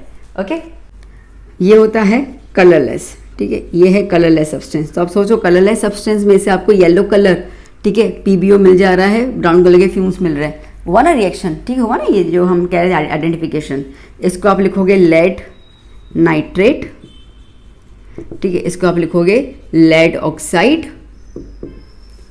ये हो गया नाइट्रोजन डाइऑक्साइड, ठीक है, वो तो ऑक्सीजन ही है। ओके, ये है आपका लाइमस्टोन। लाइमस्टोन को आप कैल्शियम कार्बोनेट भी लिख सकते हो। उसको हीट कर रहे हैं अपन, हमें मिल रहा है क्विकलाइम। क्विकलाइम को आप लोग कैल्शियम ऑक्साइड भी लिख सकते हैं। सारे नाम पता होने चाहिए। मैं नहीं चाहती मेरा बच्चा जो मेरा वीडियो देखे उसके कहीं पे मार्क्स लूज हो, ठीक है। तो इस तरीके से हुआ। ऐसे बहुत सारे एग्जाम्पल है, बट आपको 2 एग्जाम्पल जरूर याद करने हैं, ठीक है। अगर आपको एक्सप्लेनेशन आता है और कहते हैं कि explain thermal decomposition with the help of 2 examples, तो आपको एटलीस्ट 2 तो आने ही चाहिए, ठीक है। इतना आप दिमाग में रखेंगे। ये जो मैंने आपको बताया ना बेटा, ये 1 मार्क में आपसे पूछ सकते हैं, क्योंकि आपकी एक्टिविटीज़ दी हुई हैं, उन एक्टिविटीज़ के अंदर ही आपको आपके स्कूल वाली मैम ने शायद करवा भी हो या सर ने, तो उसके अंदर ये बेसिकली पॉइंट्स जो हैं वो पेपर को टफ बनाने के लिए पूछ सकते हैं। तो इन शॉर्ट यहाँ पे आप देखो मैंने ना ट्रायंगल ड्रॉ किया है, ठीक है। तो ये triangle is nothing but the symbol of heat, ठीक है। जब आप हीट देते हो ना, आप जब उसको गर्म करते हो, गर्म करके आप जब तोड़ते हो, तो हीट को हम लोग ट्रायंगल के थ्रू सिंबलाइज करते हैं। बात समझ आई अच्छे से? चलिए अब हम बात करते हैं नेक्स्ट की। Next is the electrolysis. Okay, electrolysis decomposition reaction. अब इलेक्ट्रोलाइसिस आप वर्ड समझ गए। इलेक्ट्रो मतलब कि with the help of electric current, ठीक है। मतलब कि आप इलेक्ट्रिक करंट की मदद से, ठीक है, कंपाउंड को तोड़ रहे हो, तो उसको हम कहेंगे इलेक्ट्रोलाइसिस। इसमें एक एग्जांपल बड़ा सुंदर है, दैट इज वाटर, ठीक है। क्योंकि देखो अगर आप वाटर को हीट करते हो ना बेटा, पानी को आपने गर्म किया तो क्या हो गया, उबल के क्या बन जाएगा, स्टीम बन जाएगा। टूटेगा थोड़ी, हाइड्रोजन ऑक्सीजन अलग अलग थोड़ी होगा, ठीक है। वो तो आपको स्टीम मिलेगा, अगेन है तो उसके अंदर H2O बंधा हुआ ही। तो जब H2O को तोड़ना होता है ना बेटा, तब हम लोग क्या करते हैं, हम लोग इलेक्ट्रिक करंट का यूज़ करते हैं, और उसमें हम लोग हाइड्रोजन हाइड्रोजन और ऑक्सीजन गैस आपको लिबरेट होते हुए दिख जाती है, मतलब कि अलग अलग आप उसको कर सकते हो। बात आई समझ में? तो ऐसे कुछ रिएक्शंस जिसके अंदर तोड़ने में हमें इलेक्ट्रिसिटी की मदद पड़ती है, उसको हम कहेंगे इलेक्ट्रोलाइसिस रिएक्शंस। एक और देख लेते हैं, जैसे कि NaCl। ओके, NaCl कैसा हो गया बेटा, मोल्टन स्टेट में लोगे, मतलब ऐसे जो अपने कभी नमक आता है वो सॉलिड फॉर्म में नहीं, ठीक है, पानी में थोड़ा सा डाल के हुए पिघला हुआ, तो मोल्टन स्टेट में लोगे। अगेन आप इसके अंदर क्या करोगे बेटा, इलेक्ट्रिक करंट पास करोगे। तो आप जब इसके अंदर इलेक्ट्रिक करंट पास करोगे तो आपको Na अलग मिल जाएगा और Cl अलग मिल जाएगा। Na सॉलिड फॉर्म में मिलेगा और Cl गैसियस फॉर्म में आपको अवेलेबल हो जाएगा, ठीक है। तो इस तरीके के रिएक्शंस को हम लोग तोड़ने के लिए यूज़ करते हैं इलेक्ट्रिक करंट का, उसको हम कहेंगे इलेक्ट्रोलाइसिस रिएक्शन। लाइसिस का मतलब याद करना, लिक्विड फॉर्म में जरूर लेना है, ठीक है। सॉलिड फॉर्म में आप इसको नहीं कर सकते हो। Lysis word always comes with the term liquid, okay, molten. Clear हुआ? ठीक है, चलो एक और कर लेते हैं। क्या है, एक दूसरा है हमारे पास, third one is the photo. Okay, so third one is the photolysis reaction, photolysis decomposition reaction. मैं अभी आप देख रहे हो मैं बैलेंसिंग नहीं कर रही हूँ, ठीक है। बैलेंसिंग सिखा दिया ना, तो वो मैं आपको सिर्फ मेन एसेंस दे रही हूँ। फोटोलाइसिस, फोटो मतलब क्या होता है, with the help of light, ठीक है। लाइट, या तो कई बार स्पेसिफाई करूँ तो सनलाइट, ठीक है। सनलाइट की मदद से आप चीज़ों को तोड़ते हो, उसको हम कहते हैं फोटोलाइसिस रिएक्शन। एग्जाम्पल देख लेते हैं हम लोग यहाँ पर। अब इसमें बेटा एक ही टाइप की रिएक्शन है, ठीक है, ज़्यादा है नहीं इसके अंदर। जैसे कि मैं AgCl ले रही हूँ, AgCl को मैंने with the help of sunlight, मतलब कि एक कटोरी ली मैंने, ठीक है, कांच की कटोरी ले ली, उसके अंदर मैंने AgCl डाल दिया, सिल्वर क्लोराइड मैंने डाल दिया, ओके, और फिर मैंने उसको सनलाइट के अंदर रख दिया। तो उसके बाद मुझे क्या मिलेगा, मुझे बेसिकली है ना AgCl जो है वो ग्रेइश मतलब ऐसे ब्लैकिश कलर का होता है, ठीक है। तो वहाँ पे आपको क्या मिल जाएगा, आपको ग्रे कलर का चमकता हुआ नीचे सॉलिड फॉर्म में सॉल्यूशन मिलेगा, ठीक है। तो दैट इज़ द सिल्वर। तो क्या हो गया, सिल्वर मिल गया और Cl2 गैस जो है वो उड़ गया। सेम आप ले सकते हो इसके अंदर AgBr को अगेन आप सनलाइट की मदद से ब्रेक डाउन करोगे, आपको मिलेगा Ag और Br, ठीक है। यही 2 रिएक्शन है, तो इसके ज़्यादा इसमें आपको टेंशन की ज़रूरत नहीं है। हाँ, अब इसका जो 1 मार्क वाला आता है क्वेश्चन, वो इम्पोर्टेंट है। वो ये है कि इनको हम सिल्वर हैलाइड्स बोलते हैं। क्लोरीन, ब्रोमीन, आयोडीन, इनको हैलोजन कहा जाता है ना, ठीक है। तो ये जो सिल्वर हैलाइड्स होते हैं, ठीक है, मतलब कि AgCl, AgBr, AgI ऐसे करके, ठीक है, they are used in black and white photography, ठीक है। अब ये 1 मार्क में आपको पूछ सकते हैं, okay, which compound is use for the black and white photography, तो वो होता है सिल्वर हैलाइड्स। अब आपको स्पेसिफाई कुछ करना हो तो वो भी चलेगा। ये 1 मार्क का क्वेश्चन आता है। बच्चे ये वाला ना, नीचे एक लाइन दी हुई है, बच्चे ध्यान नहीं देते हैं, कंडीशंस वाली लाइन हो, वैसे ध्यान नहीं देते तो बच्चों का ये 1 मार्क लूज हो जाता है। मैं नहीं चाहती बच्चों का 1 मार्क लूज हो, तो ये नोट करना, सिल्वर हैलाइड्स या तो फिर the decomposition of the silver halides is use in the black and white photography. ये रिएक्शन कहाँ काम आता है भाई, तो ये रिएक्शन ब्लैक और वाइट फोटोग्राफी में काम आता है। अच्छा, अब एक और चीज़ जो इसमें बता दी जाऊँ मैं आपको, जैसे कि इनके कुछ कलर्स भी होते हैं, ठीक है। जैसे कि AgCl जो है वो होता है कलर, यहाँ पे लिख देती हूँ, ये होता है वाइट कलर का, ठीक है। ये आपको Ag कौन सा मिलेगा, ग्रेश ग्रे होता है ना, सिल्वर ग्रे कलर का होता है ना, ठीक है। और Cl का कलर क्या होगा, येलोइश ग्रीन कलर का Cl गैस निकलेगा, येलो ग्रीनिश या येलोइश ग्रीन। अगेन AgBr क्या होगा, AgBr का कलर होता है पेल येलो, ओके। ये तो सेम ग्रेश कलर ही मिलेगा आपको, ग्रेश। और Br क्या होगा, ब्राउन, ठीक है बेटा। तो ये सब मैं आपको नोट्स वगैरह सब बताती जा रही हूँ कि कहाँ कहाँ क्या क्या इंपॉर्टेंट है, ओके ओके।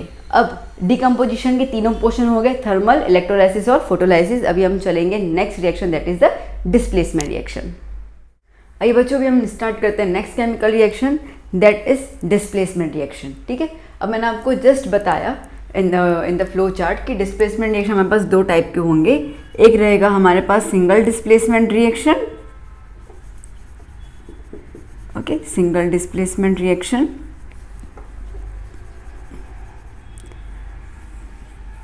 और दूसरा होगा आपके पास double displacement reaction, okay.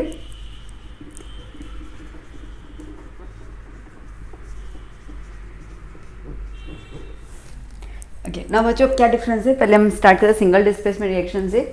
Single displacement reaction का मतलब ये है when a more reactive element displaces less reactive element from its compound is called single displacement reaction, okay. अब देखो बेटा, यहाँ पर आपको जो ध्यान देना है वो ये है कि मोर रिएक्टिव एलिमेंट जो है वो लेस रिएक्टिव एलिमेंट को डिस्प्लेस करेगा उसके जगह से, ठीक है। अब आप समझो, अब आप एक एग्जांपल समझो कि आपकी क्लास में है ना, ठीक है, दो लड़के हैं जय वीरू। वैसे तो जय वीरू दोस्त थे, बट ये दोनों दोस्त नहीं है, ठीक है, दोनों दुश्मन हैं। अब उसमें से जो जय है ना वो पतला सा लड़का है, ठीक है, माचिस की तीली कैसे होती, पतला पतला सा वैसा है। और जो वीरू है वो एटम बम, ठीक है, मोटा मोटा अच्छा तंदुरुस्त इंसान है, ओके। अब समझो कि थर्ड बेंच पे जो है वो जय बैठा हुआ है, और जैसे वीरू क्लास में एंटर कर रहा है, ठीक है, उसको वो थर्ड बेंच पे ही बैठना है जहाँ पे जय बैठा हुआ है। तो वो जाके जय को बोल रहा है कि हट, मेरे को यहाँ पे बैठने दे। जय ने बोला जावे हट, मैं नहीं उठूँगा। अब जय माचिस की तीली, ठीक है, और वो अच्छा खासा एटम बम, तो क्या करेगा, उसने जय को यूँ उठाया और फेंक दिया, ओके, चल मैं निकल यहाँ से, ये जगह मेरी है, मैं ही बैठूँगा। और जाके बैठ गया। इसका मतलब क्या हुआ, इसका मतलब ये है कि मोर रिएक्टिव एलिमेंट, ठीक है, मोर को तुम मोटा इंसान समझ के चलो, ठीक है, more reactive element displaces the less reactive element, ठीक है, पसली को उसने निकाल दिया, okay.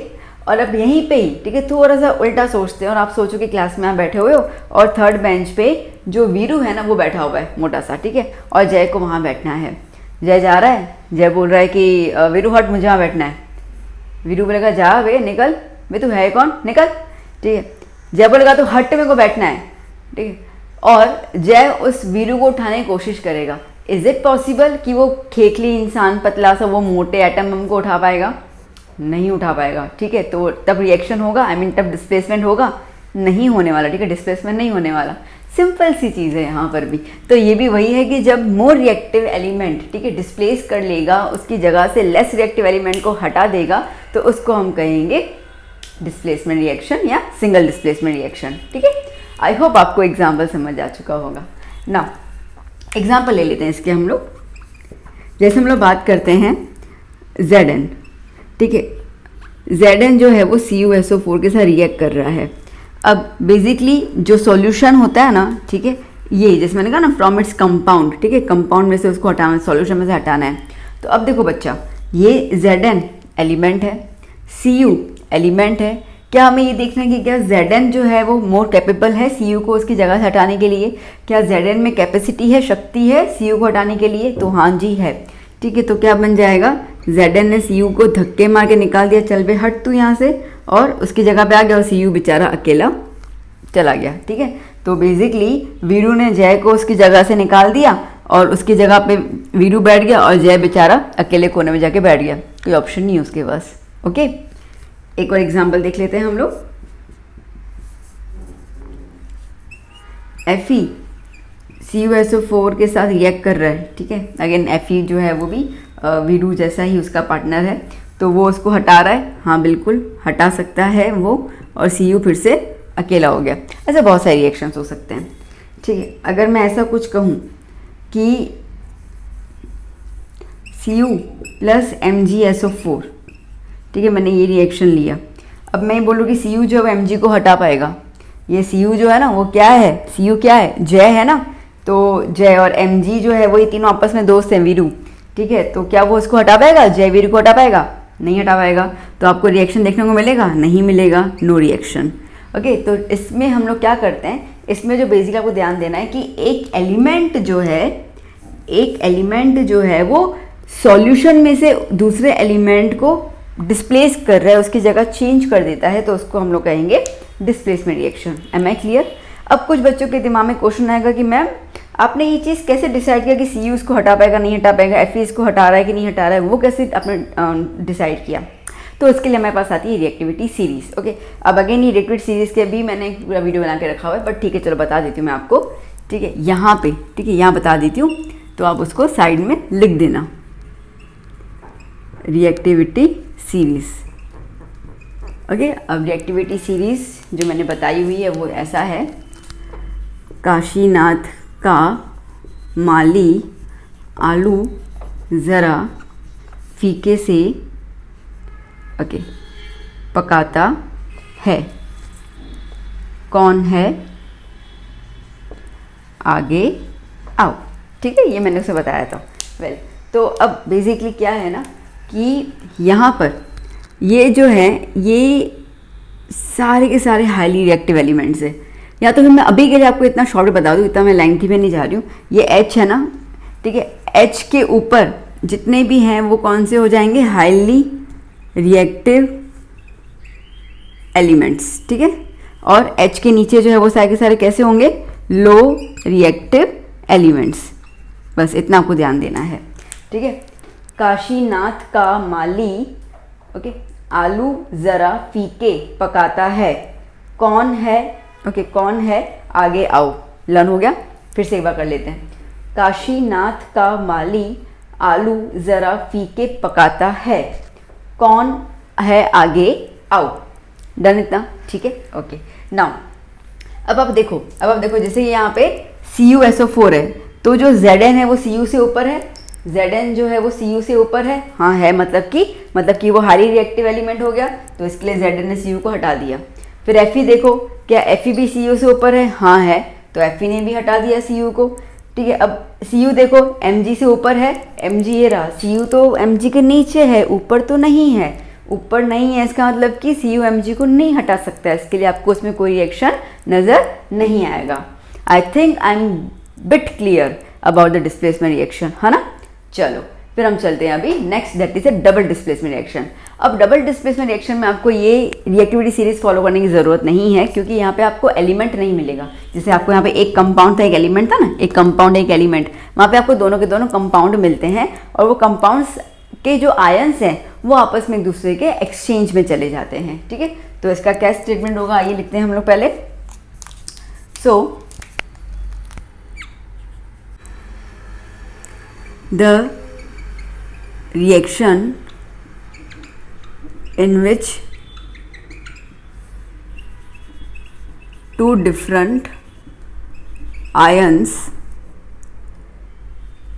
in a compound replaces other ions in different compound is called double displacement reaction, okay, is called double displacement reaction. Okay, अब देखिए क्या है इसका मतलब, एग्जाम्पल ले लेते हैं, उससे आपको अच्छे से पता चल जाएगा। जैसे कि मैंने यहाँ पे लिया हुआ है Na2SO4 रिएक्ट कर रहा है BaCl2 के साथ, ठीक है। तो अब आपको जो रिएक्शन है वो रिएक्शन क्या मिलेगा, आपको रिएक्शन मिलेगा NaCl प्लस BaSO4, ठीक है। इसका मतलब क्या होगा, अरे बाबा बहुत सिंपल है ना, देखो क्या हुआ, ये Na और ये Ba उन्होंने जगह बदल दी, ठीक है। तो Ba जो है वो यहाँ पे आ गया और Na जो है वो वहाँ चला गया, तो SO4 के साथ क्या जुड़ गया, Ba जुड़ गया तो BaSO4, ओके, और Na के साथ क्या जुड़ गया, Cl जुड़ गया तो NaCl बन गया। मैंने बैलेंसिंग नहीं किया अभी, ओके। ऐसे करके बस यहाँ पर क्या होता है ना कि एक्सचेंज हो जाते हैं, आयन्स एक्सचेंज हो जाते हैं और कुछ नहीं। एक और एग्जांपल ले लें, ये first second, AgNO3 plus NaBr gives, okay.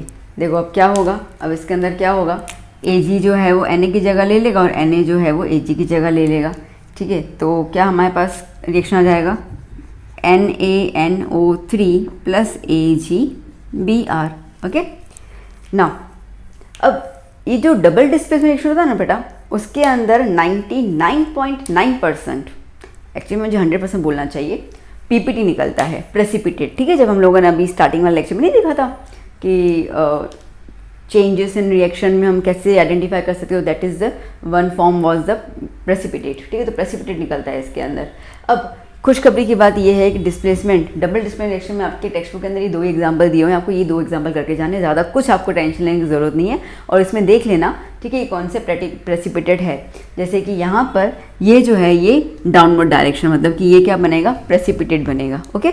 और यहाँ पर AgBr वो प्रेसिपिटेट बनेगा, ठीक है, ओके। अगर आपको कलर्स भी पता करने हैं आप लिख सकते हो कलर्स इसके अंदर। AgBr जो होगा वो येलो प्रेसिपिटेट होगा, ओके, और BaSO4 जो होगा वो वाइट प्रेसिपिटेट होगा। अगर इन केस एग्जाम में आपसे प्रेसिपिटेशंस का कलर पूछ लेते हैं तो बस इतना ही है, ज़्यादा कुछ नहीं, ठीक है। तो ये 2 लर्न कर लेना। बैलेंसिंग आप आराम से भी तो कर ही सकते हैं, अच्छे से सिखाया मैंने, तो आप ये चीज़ बैलेंसिंग कर लेना, ठीक है। अब बाकी अपने और एग्जाम्पल सोचने बैठो, ये इतना कुछ मत करना, बस ये 2 एग्जाम्पल डबल डिस्प्लेसमेंट में याद कर लेना। क्यों, क्योंकि उसका एक रीज़न बता रही हूँ मैं कि कंपाउंड्स बनाना आना चाहिए। हालांकि आपको 9th में सिखाया था, ठीक है, आपको 9th में सिखाया हुआ है, प्लस मेरा एक वीडियो भी बना हुआ है इसके ऊपर, जहाँ पे मैं बताती हूँ how to form chemical compound, ठीक है। तो अगर आप वो टाइप करके देखेंगे हाउ टू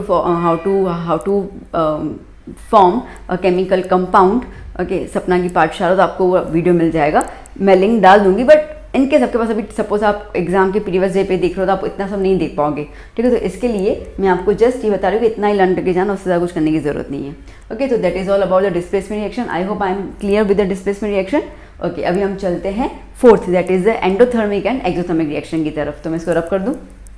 आइए बच्चों, अभी स्टार्ट करते हैं 4th reaction, that is exothermic reaction and endothermic reaction, ठीक है। 2 टाइप के रिएक्शंस होते हैं, एक्सोथर्मिक एंड एंडोथर्मिक रिएक्शंस, ठीक है। अभी बेसिकली रिएक्शंस जो हैं वो based on the heat energy, ठीक है। हीट एनर्जी रिलीज होती है, हीट एनर्जी एब्जॉर्ब होती है ड्यूरिंग द रिएक्शन, ये नाम उन्हीं के ऊपर है।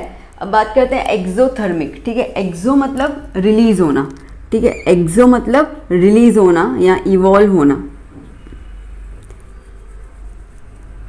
इवॉल्व होना, ठीक है, और रिलीज होना, किसका रिलीज होना, हीट एनर्जी का, उसको हम लोग कहते हैं एक्सोथर्मिक रिएक्शन, ठीक है। तो आप ऐसे लिख सकते हैं, the reactions in which heat energy is released along with product, मतलब प्रोडक्ट तो बन ही रहा है ना, ठीक है, along with product is called exothermic reaction, okay बच्चा। चलो एग्जाम्पल ले लेना है, इसके अंदर ले लेते हैं हम लोग एग्जाम्पल। अब आपको एक चीज़ बताऊं, सबसे पहले तो आप ये बोल सकते हो कि जितने भी कंबशन प्रोसेस होता है ना बेटा, वो सारे के सारे एक्सोथर्मिक होता है, ये चीज़ याद कर लेना। So combustion reactions are actually exothermic reaction, क्योंकि हर एक के अंदर आपको हीट जो है वो बाहर निकलती हुई दिखाई देगी। आज पेपर जलाते हो, गर्मी लगती है ना, उस टाइम पे आग जलती है, ठीक है। हम लोग वुड जलाएंगे, वो होता है, ठीक है। तो कोई भी चीज़ जब हम जलाते हैं, कंबशन मतलब क्या होता है, जलाना, ठीक है। जो भी चीज़ हम जलाते हैं तो उसमें उसके आसपास क्या होता है, हीट एनर्जी निकलता है, that's why we feel hot, ठीक है। तभी तो हम लोग कैंप फायर और बॉन फायर जो करते हैं हम ट्रैकिंग के दौरान, तो वही तो होता है। तो that is the combustion process, ठीक है। उसके अलावा हम लोग कहेंगे respiration is also an exothermic reaction, ठीक है। रेस्पिरेशन भी क्या होता है, एक्सोथर्मिक होता है। हम रेस्पिरेशन करते तो क्या होता है, कार्बन डाइऑक्साइड गैस बाहर निकालते हैं, तो दैट मीन्स कि हम लोग हमारी बॉडी का हीट एनर्जी जो है वो बाहर एक्सेल आउट कर लेते हैं, ठीक है। तो ये भी एक एक्सोथर्मिक रिएक्शन है। उसके अलावा अगर मैं ये भी कहूँ कि रेस्पिरेशन जो होता है ना, ठीक है, बेसिकली क्या होता है, बहुत सिंपल ही फंडा सुन लो कि हम लोग जब डाइजेशन करते हैं ना, जब हम खाना खाते हैं तो जब हम लोग ऑक्सीजन इनटेक करते हैं तो ऑक्सीजन हमारे खाने को तोड़ता है, ठीक है। तोड़ने के बाद ऑब्वियसली आप देखो जब आप खाना खाओगे तो अगर आपके घर पे एसी नहीं है, आपने एसी बंद किया हुआ है, पंखा है, उसको एक बार ट्राई करना, बिना पंखे के बैठ जाना और आप खाना खाना, ठीक है। तो 10 मिनट के अंदर ना आपको स्वेटिंग होना शुरू हो जाएगा, ठीक है। ये स्वेटिंग क्या है, ये स्वेटिंग इंडिकेट हो रहा है कि हमारी बॉडी में हीट एनर्जी रिलीज हो रही है, जिसकी वजह से जो हमारी बॉडी को कूल डाउन करने के लिए हमारी बॉडी जो है वो वाटर, ठीक है, बाहर निकाल रही है in the form of sweat, ठीक है। तो ये चीज़ रहती है।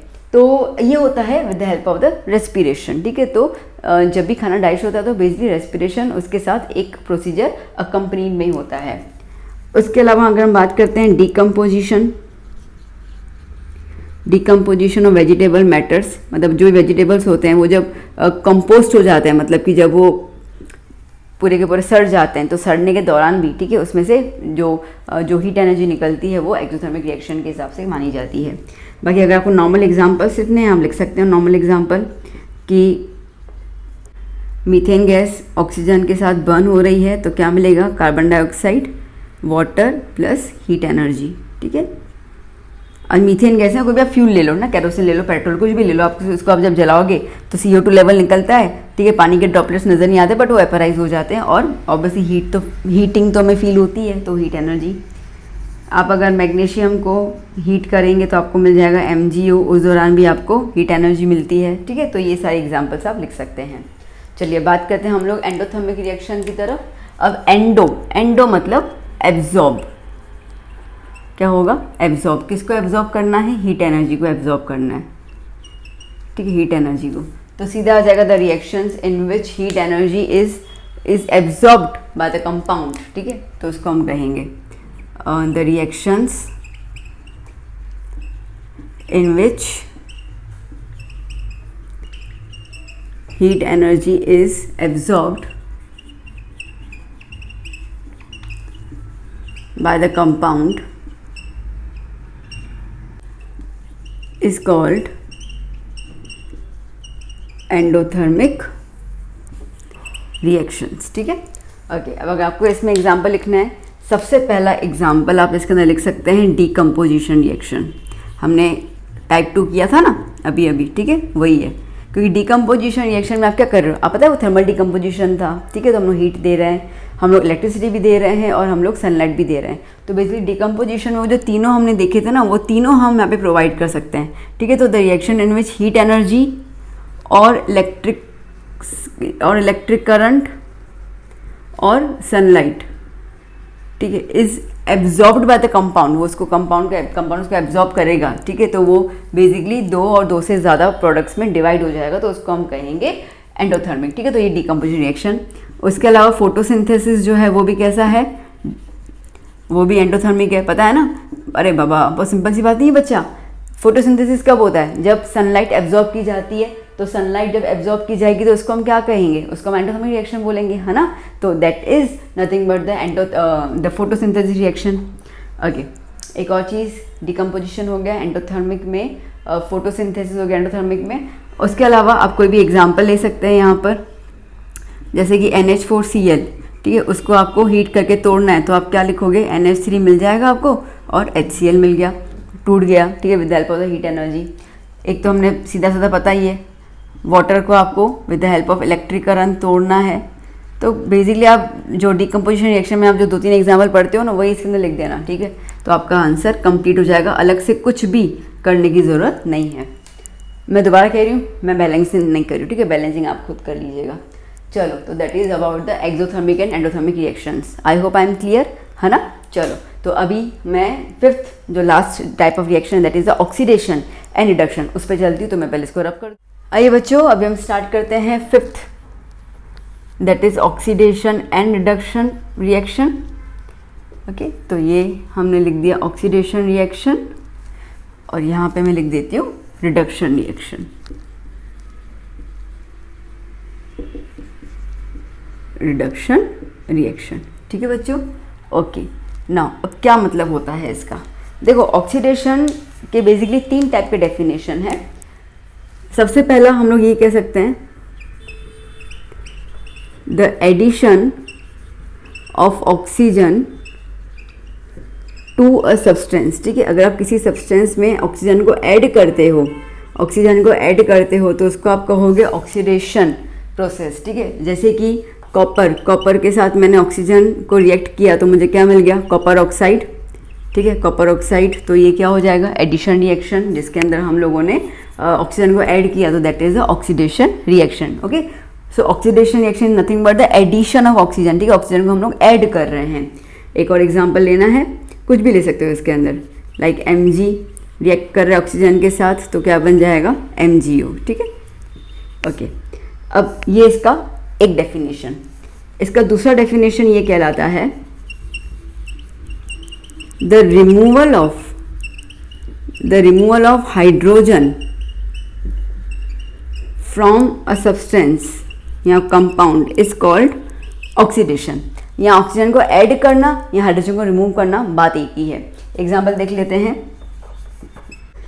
H2S, ओके, हाइड्रोजन सल्फाइड, उसके साथ मैं ऑक्सीजन को ऐड कर रही हूँ, तो अब क्या है, removal of hydrogen from substance, इस सब्सटेंस से हाइड्रोजन को निकाल देना।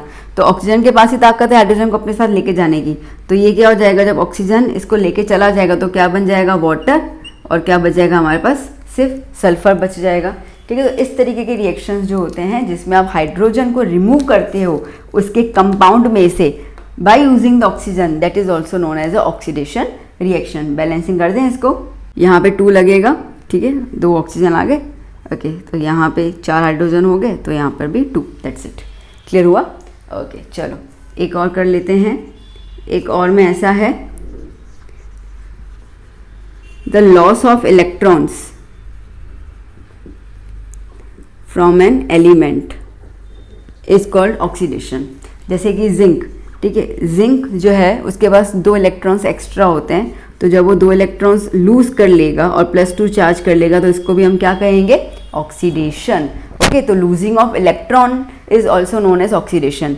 इसका मतलब क्या हुआ, इसका मतलब ऐसा हुआ कि कई बार आपके पास ऐसे कंपाउंड्स होते हैं जिसके अंदर आपको ना ऑक्सीजन नजर आएगा ना हाइड्रोजन नजर आएगा, फिर भी उस रिएक्शन को हम लोग कहेंगे ऑक्सीडेशन रिएक्शन। क्यों, क्योंकि वहाँ पे वो अपने इलेक्ट्रॉन्स को लूज कर रहा है। तो जब भी आपको लूज करते हुए नजर आए ना, तो आप उसको ऑक्सीडेशन रिएक्शन के नाम पे बोल सकते हैं। ठीक है, एक और मतलब कुछ भी, और ऑलमोस्ट इसमें सारे के सारे एलिमेंट तो मैंने लिख दिया, बट एक्चुअली इसमें सारे के सारे क्या होते हैं, मेटल्स होते हैं, because they have the tendency to lose electron, से अपन ने 8th में किया था। ठीक है, तो आप जैसे Na है, तो Na भी अपना एक इलेक्ट्रॉन लूज कर लेगा, तो Na+ हो गया +2 इलेक्ट्रॉन।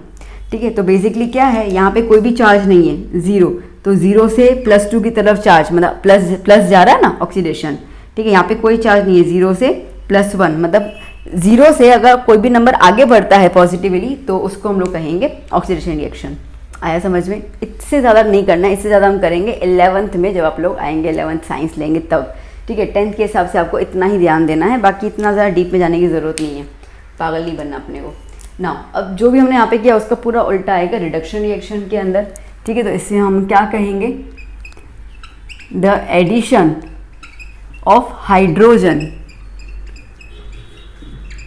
टू अ सब्सटेंस और कंपाउंड, ठीक है, उसको हम लोग कहेंगे रिडक्शन रिएक्शन। एग्जाम्पल ले लें, Na के साथ हाइड्रोजन गैस को रिएक्ट कर रही हूँ, तो आपको मिलेगा NaH, मतलब कि सोडियम हाइड्राइड। ठीक है, सोडियम हाइड्राइड, बैलेंसिंग कर लो, हो गया बैलेंस। आ गया समझ में। तो किसी भी मेटल को, ठीक है, जैसे हमने लिथियम ले लिया, तो लिथियम के साथ भी अगर आप हाइड्रोजन को ऐड कर रहे हो तो आपको मिलेगा लिथियम हाइड्राइड। ठीक है, तो इस तरीके के जो रिएक्शन जहाँ पे आप हाइड्रोजन को ऐड कर रहे हो उसको हम कहेंगे रिडक्शन रिएक्शन। इसका सेकंड टाइप क्या है यहाँ पे, the removal of hydrogen from a substance is called the oxidation. यहाँ पे लिखोगे the removal of oxygen from a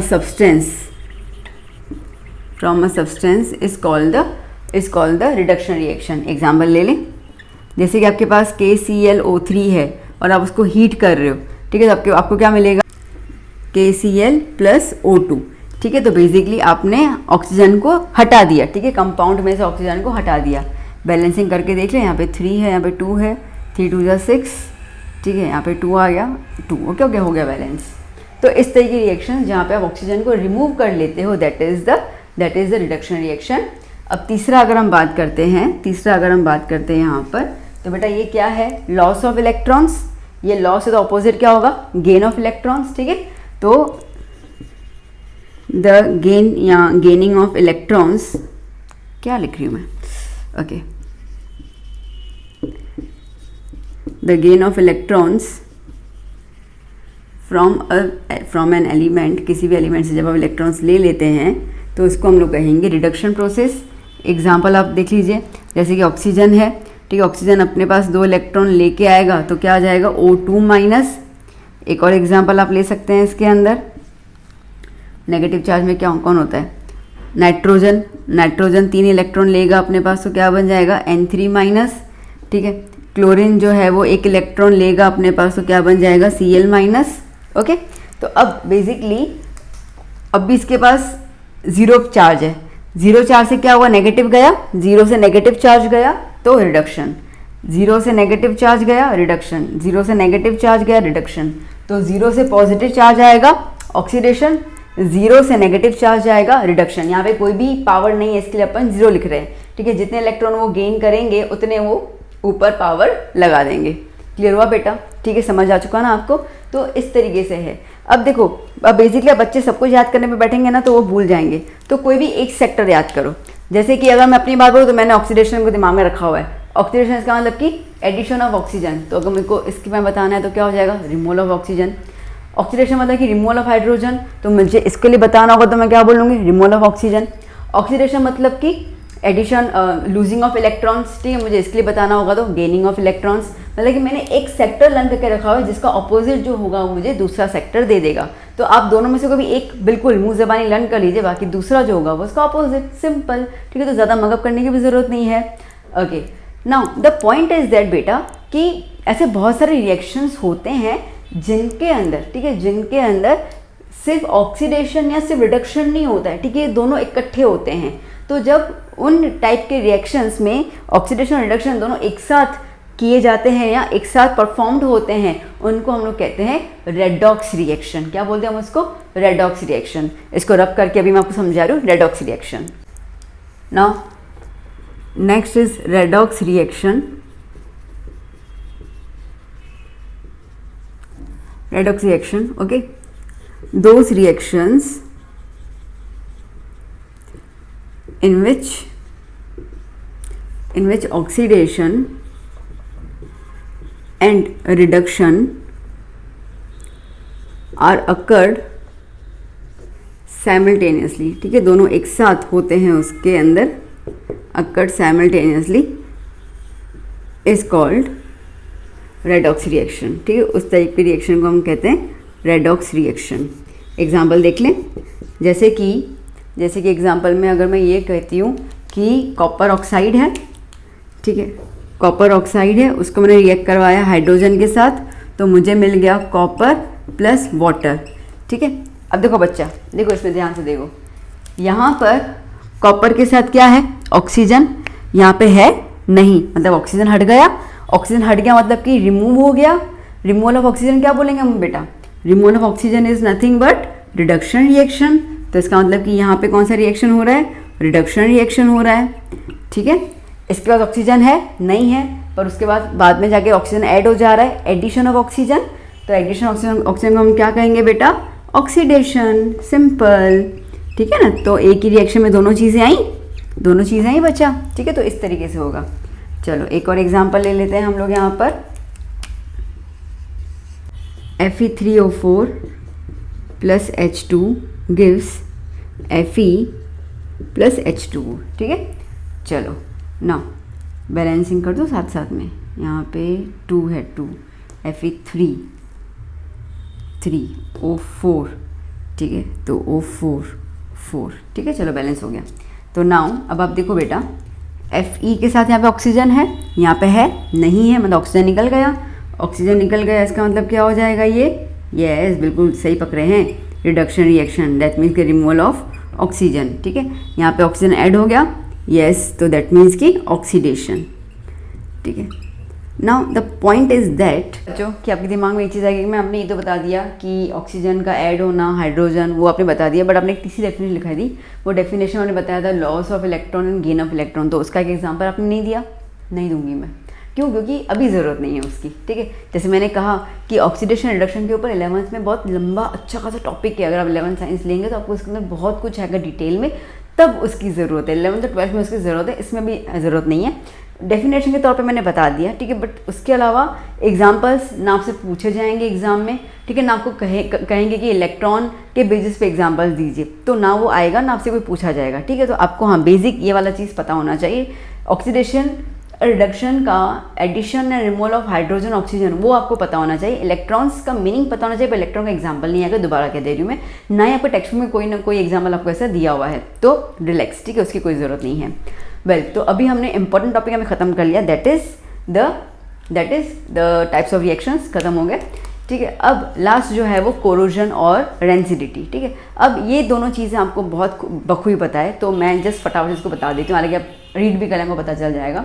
rancidity इसका मतलब क्या होता है कि बदबूदार खाना, ठीक है, जब खाना बदबूदार हो जाता है उसको हम कहते हैं रेंसिड, कि खाना रेंसिड हो गया, मतलब कि रेंसिडिटी, मतलब कि एसिडिक खाना हो गया, अब हम उसको कंज्यूम नहीं कर सकते हैं, ठीक है, बड़ी सिंपल सी बात है। तो खाने को हमें बचाना हो रेंसिडिटी से, तो उसके लिए क्या करना पड़ेगा, तो आपको उसको रेफ्रिजरेटर में रख दो, दैट्स इट। ये होता क्यों है, क्योंकि हर खाने में ऑयल होता है, ठीक है, तो ऑयल जब ऑक्सीजन के साथ रिएक्ट करता है, ठीक है, तो उसके अंदर एसिड की मात्रा बढ़ जाती है, which makes the food okay unfit for the consumption. इसके लिए जैसे आप पैकेट्स लेते हैं, ठीक है, चिप्स के पैकेट्स खाते हैं या क्या, तो वो जो बालाजी चिप्स, लेस चिप्स, ऐसे बहुत से आप कंज्यूम करते हैं ना, तो उनके अंदर आप देखना गैस, ठीक है, अब आप पैकेट लेते हो 10-15 रुपए का, तो चिप्स 5-6 आती है, पूरा यूँ हवा भरी होती है उसके अंदर, ठीक है। तो वो जो हवा होती है that is nothing but the nitrogen gas, ठीक है। नाइट्रोजन गैस, ये 1 मार्क में क्वेश्चन आता है, which gas is used to preserve the chips okay in the packet, तो that is a nitrogen gas, वो यूटिलाइज करते हैं ताकि वो ख़राब ना हो, क्योंकि नाइट्रोजन गैस ऑक्सीजन के साथ ऑयल को, ठीक है, रिएक्ट होने से बचाती है, दैट्स इट।